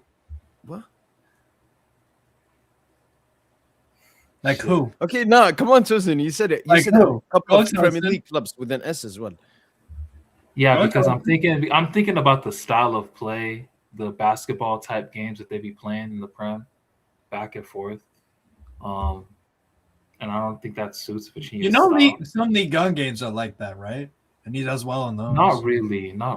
No. Maybe Tosin saying that because especially Vitinha against Arsenal, and I would even say Liverpool in the Anfield game was a little bit questionable, even in the Villa game second leg. Villa Park. As And well. obviously Vitinha massively flopped when he was at Wolves in the Premier League as well. Don't say massively. Like why you like? He did. It's true. Like, it was- He didn't play good at Wolves. So what There's you the reason said why he that, scored them. Wolves fans probably Um, want to freaking jump out a window. The that they- Hakimi starts for every team. Pacho starts for every team. Wait, Tosin, would you say Fabian is more compatible in the Premier League than Vitinha? More size. Possibly. Yeah, I would say so. I would say He is. wins I know more that- duels as well, or has a higher duel percentage as well. And then Dembo starts for every team. Then Barcola starts for most teams. So Barcola and Due are the only two I would say that start for like most teams. and not I think everyone. Barcola. I think Barcola starts for every side in the world. No. What team does he start for? Honestly, just Barca. Oh, he Bayern, easily starts at Bayern, Barca. Bayern. Oh, he doesn't easily start it. No. Oh, He over who? starts at So- Barca. They try to they'll force Barcola striker something. Like Barcola's just too. No, we valuable a wouldn't, piece. Tosin. Stop waffling, bro. Wait, You would force it. Bro, wait. you We playing wouldn't. Ferran and shit. Leao, You think Ferran is better than Leao Barcola? or Barcola? Let's be real. Barcola for me.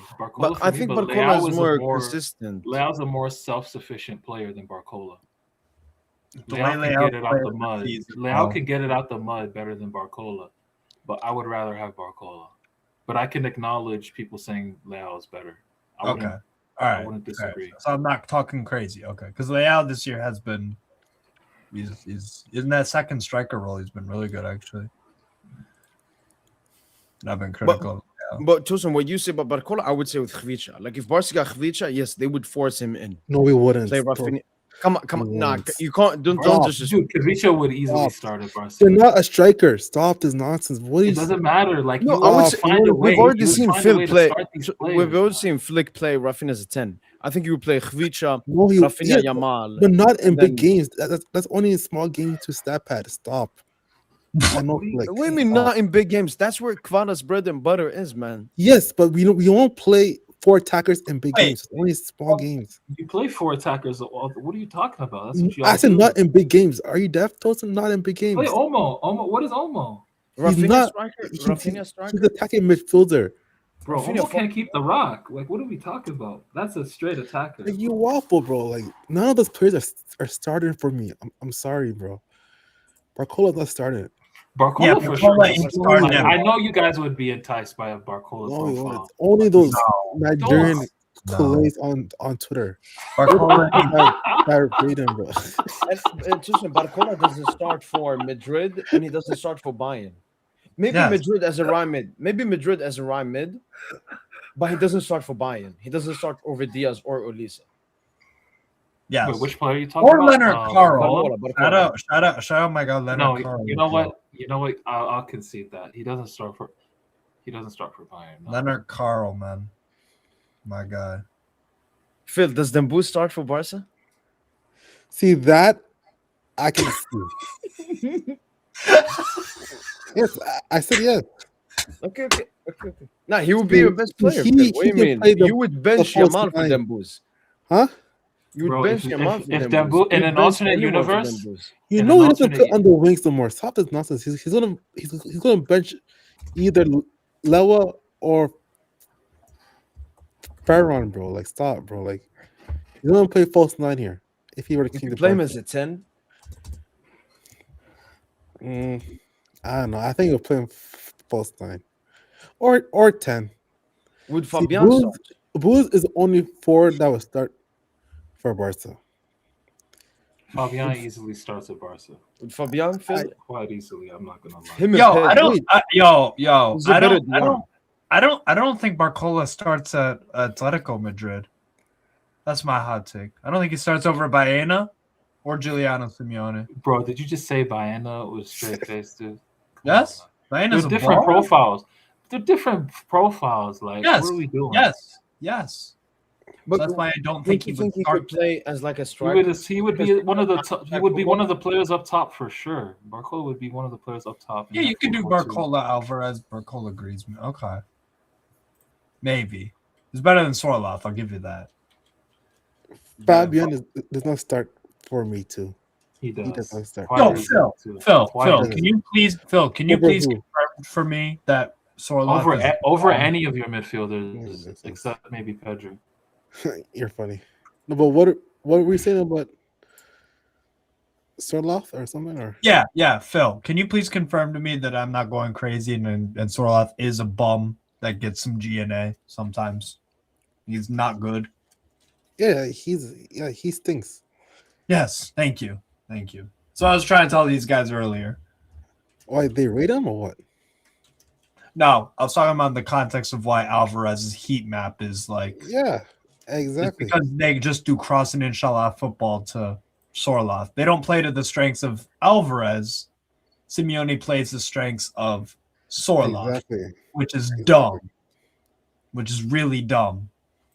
But yeah, that's true. But yeah, Fabian does not start for us because he's not benching Frankie. He's not benching Pedri. He's not benching Frankie. You stop He's with not this benching fucking Frankie. ding-dong hype, He's not man. benching Frankie. Pedri gonna have to. He's not benching Frankie. Pedri gonna have to hold the 10 shift. You think a coach is gonna play Fabian and Frankie double pivot? Get out of my face, Probably, yeah. Like Pedri gonna have to Fabian hold is the tempo. not that nice. Okay, like Yes, he is. this is what you guys like to overrate your players. No, I just don't just understand the because De Jong hype, man. This De Jong hype always like also I agree.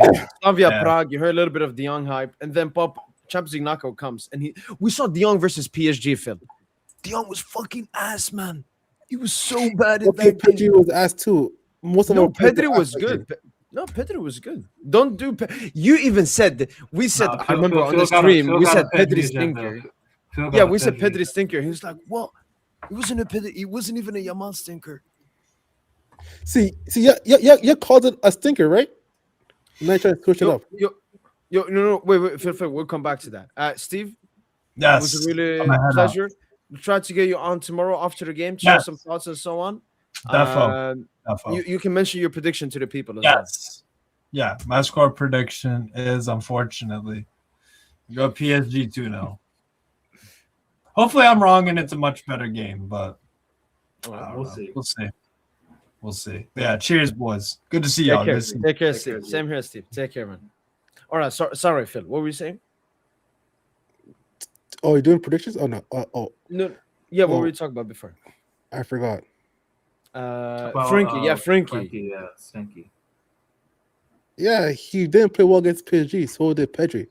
Pedri did not play well too. He had good moments, but he didn't play well. I'm glad you acknowledged that. I'm glad it took you that. I'm glad you acknowledged that after. Yeah, because after the game, you didn't say that. You You did came not out say the this. like, It wasn't a Yamal stinker. But you know what it is though. This dude Phil, he been cooking up a Pedri agenda on the low. I'm not, bro. I'm not. You don't believe in Pedri no more, bro. No. He's still my guy. But just the last couple of weeks, he has been playing pretty mid, and he's probably because of his injury that he just had. Yeah. But yeah, Frankie has been class this season, bro. I know you No. I know he's had like a good 7-game patch. He was good in the El Clasico versus Madrid. I watched him versus Slavia Prague. He was good as well. So he's had a good patch. But let's see. Big games coming up now in the season. Yeah. Let's see what he does. Like I said that with Fabian, Phil. Fabian proved it in the Euros. He proved it in the Champions League last season, and he proved it in the Club World Cup last season. True, but I just see because the reason why I don't see Fabian starting at Barca because I don't think he's able to play in a double pivot. You know what I mean? And his role at PSG is way different. You know, he has the freedom to like do box to box, like crash into the box and all that stuff. But at Barca, he won't be able to do that. No, he needs to be but Phil, all you gotta do is look at Spain. The game, in Spain, he plays in a double pivot he's with the Rodri, and then it was Olmo that was playing as the 10. True, I guess. Well, plus, he's better defensively than De Jong as well. You think so? Like, both aren't like none of them are like really good defensive. Mm-hmm. You're sleeping on Fabian, Phil. Like you've been sleeping on Fabian for a minute. Phil. No, he's a good player, but he's honestly just changed his life, bro. No, that's not. No, Fabian is like Modric, Phil. True. No, stop. Good. How can you say 27 years of age? How can you say Lucho? Wait, but how can you say Lucho changed Fabian's life when he was like huge for Spain at the Euros? Yeah, before Lucho came in. You can't say that. Yeah. No. Like he's that was low-key after like Lucho's first season, no? It was. No. Lucho. Yeah, it was. Yeah, it was. By the way, I'm gonna show this. We made this combined 11 Barca PSG on the 23rd of November. I put the dates and everything. What would be changed now? Oh my Frankie god! will be in. Frankie over who? I mean, honestly, because like Neves has played like 15 games this season, Tosin. If that, even if that. Man, maybe first of all, 13 games. Garcia going to the bench, Kubarsi going to the bench, Pedri going to the bench. How is Garcia going to the bench? Safonov? Nah, shit. I'm not gonna speak, but yeah, like Kubarsi, Pedri. I'll put Eric Garcia Rashford. instead of Putting Kubarsi. Rashford I'll is put crazy. Eric Garcia instead of Kubarsi. Would you put Furman? Oh, yeah. Over Neves and Frankie over. Nah, Furman over Yamal, actually. Furman over Yamal. I'll put Dembouz over Rashford. Now that Dembouz is back and fucking Ballon d'Or, baby. He hasn't played a full 90 minutes yet, bro. Like, allow that. Oh, now you say that. No way, he has. When? Finn. Recently? Yeah, just the sporting game. You played full 90? Yeah, he did actually. Well, no, Dembouz is no back wonder, now. No wonder Every game. y'all I know you were gonna cut that. He got an assist. And then Rafa is cooking a little bit as well. But maybe we should wait a little bit to update the 11. But I would definitely switch Kubarsi for Eric Garcia. Kubarsi is embarrassing, Phil. I saw him in the Sociedad game. You know when he missed that header? I don't remember. Phil still protects Kubarsi like his son, so he'll never turn on. But I would put Eric Garcia instead of Kubarsi. I would put Fermin instead of Neves, just because Neves hasn't played that much this season. And I would put Dembouz instead of Rashford. Frankie over Fabian too.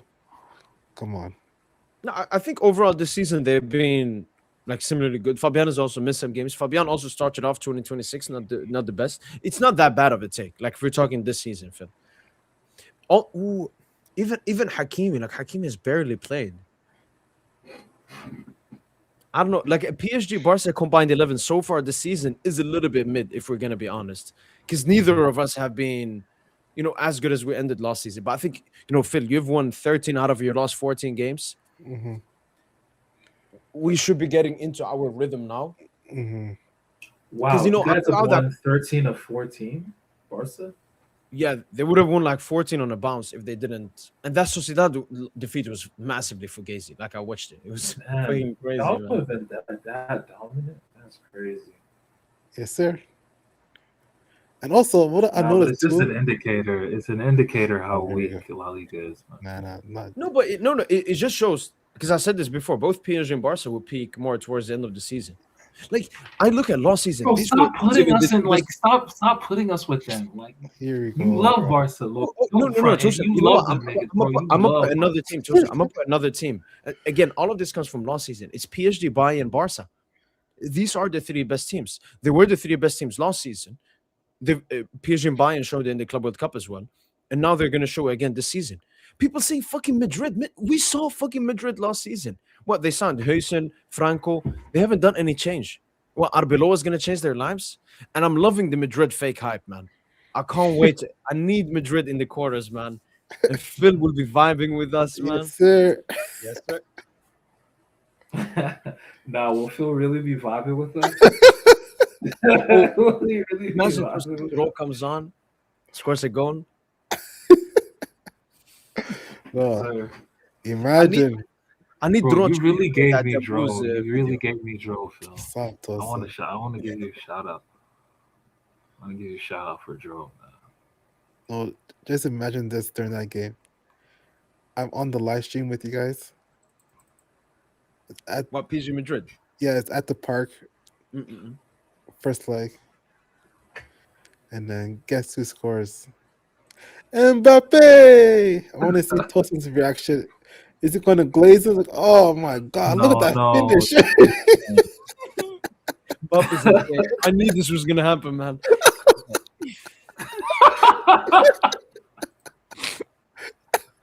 He's going to glaze it. This is why I would never do a watch along with Madrid. Never. No, but we need that tie.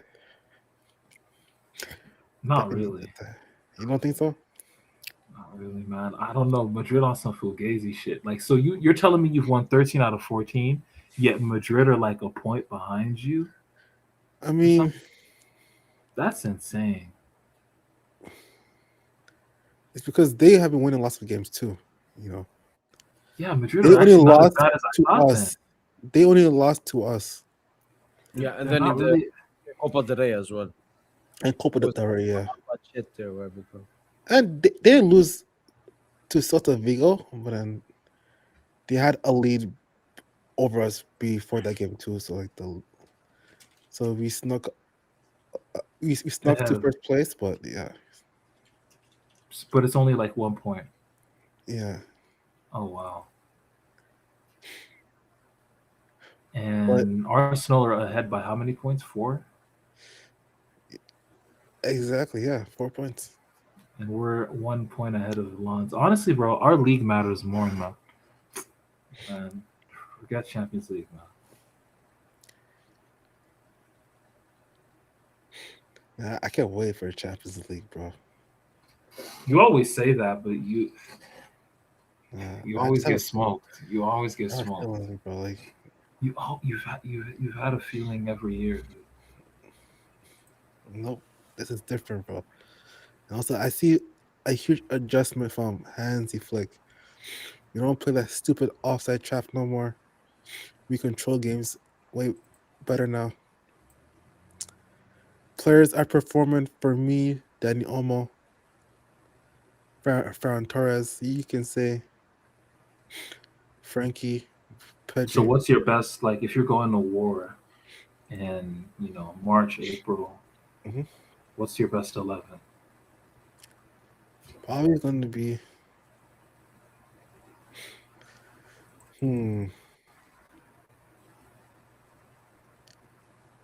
Right back, it's going to be. I'll put Eric Garcia, then Kubarsi, and Arojo as the center backs. Balde as the left back. Midfield, Frankie, Pedri. Wait, Eric Garcia is a right back? Yeah. Oh, okay. Over Kunde, right? Because Kunde's been Yeah, poor. Kunde has been terrible. Midfields will be Frankie and Pedri. And the 10 will be. See, both of our 10s are playing well, for me and Olmo. But I would start Danny Olmo in big tactical games and have for me come off the bench when the game is more open, Then my attack would be Lamine, Ferran Torres. Why is Furman mid in big games? I don't. He improved, but he's still not as clean on the ball like Danny Olmo. But don't get me wrong though. Like even Danny Olmo sometimes he does Yeah, stupid Donny Olmo, mistakes. like the Inter. What Olmo Exactly. against Inter? So Yeah, but on his day, this is Danny why y'all Olmo. needed Dro. This is why y'all needed Dro. Stop. Dro can keep the rock. Like Dro. Joe can no, he can't. He's weak, bro. He gets body, man. I don't know how he's gonna do it in your league, bro. Like he's very weak, man. But yeah. So like you guys, I don't know how y'all will do this season in the Champions League because like your attackers, it's only Dembele that's been playing well. Like No, Doué's been playing well. no, yeah, no, he wasn't. He wasn't, bro. Yes, he was. He was man of the match against Sporting. Which game did I watch before that?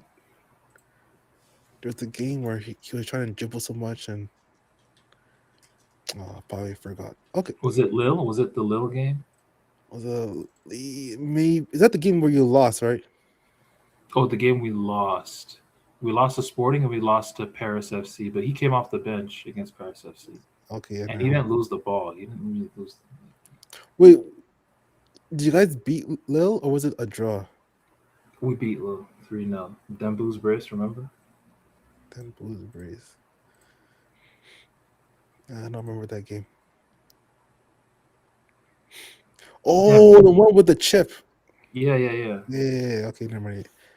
Yeah, I think that was the game. Probably it wasn't that great. But yeah, and like even like your attack, like Kavara, like I don't know, bro. No, I our don't see attack that. has been mid. Our attack has been. Yeah. They're not getting the numbers, but I don't know. I just think that's. I think they're really. I think our attacking unit. No one really talks about it, but they're stifled by Lucho, because Lucho really likes to keep the ball. This season, though, I think he's trying to remedy it by being more direct. So let's see how it looks in these upcoming games. But everything with Lucho ball is about passing around the outside. It's never really about playing inside the opposition block. It's about passing around the outside and shit, and just hoping for individual brilliance from the wide players. That's what Lucho ball becomes when there's no solution. And many of his teams, if you notice, like they always have this issue with scoring goals. It doesn't matter the personnel anymore. Like we just have an issue with scoring goals, bro. Like which teams? Barca. Like this Spain team. Oh yes. Even the Barca team, y'all were struggling to score goals. Weren't y'all like looking for like inspiration in that last season, playing like back threes, like 3-5, just looking for balance in some way? Oh yeah, true. Well, I won't say the goals were. It was our midfield that was very shit. But yeah, you And can like see. and Messi wasn't hugging the touchline anymore at that point. Yeah. Like in the first season. But yeah, I mean, but before that, yeah, like Lucho ball is just like the low points of Lucho ball are really low now. True. Yeah, that's true. But yeah, I'm probably about to head out. Yeah, I'm gonna. This was good. Let's drop Let's our just predictions last minute for predictions and, both games. We can start with Barca. I would say 4-0 Barca. Yes, sir. 3-0 Barca. I gotta really predict the Barca game. Shit. Let's go with Just 3-3. you said before bet on Cup. Yeah, 3-3. 3-3. Copenhagen, Barca 3-3. They're Bruges level, so I don't see why they can't hang.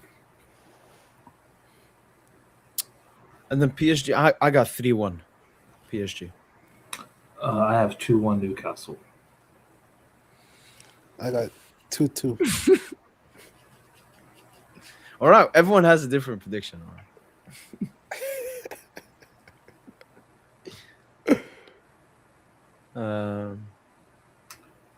But yeah. All right. Justin? I'll catch you in the post-match, man. Most pleasure. You guys take care. Right, yes, And we'll sir. talk tomorrow. Take care, bro. Yes, sir. Yeah, All right. Then. Take care.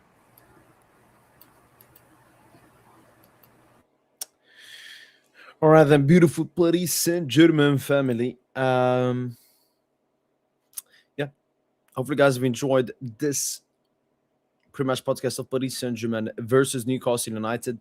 Hopefully, a great game tomorrow. Yeah.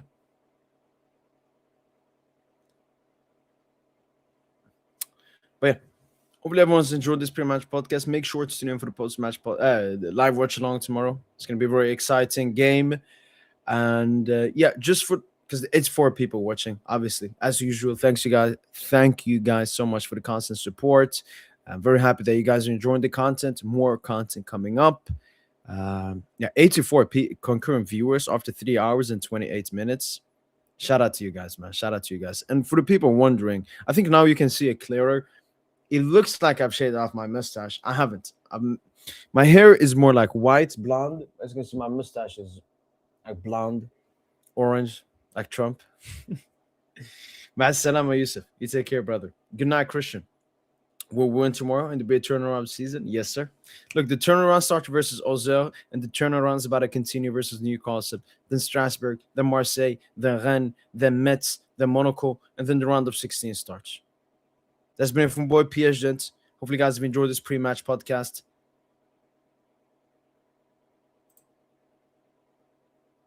The right side, the side that PSG is on. But yeah, that's been it from boy PSGINT. Hopefully, you guys have enjoyed this watch pre-match podcast. And as usual, allez.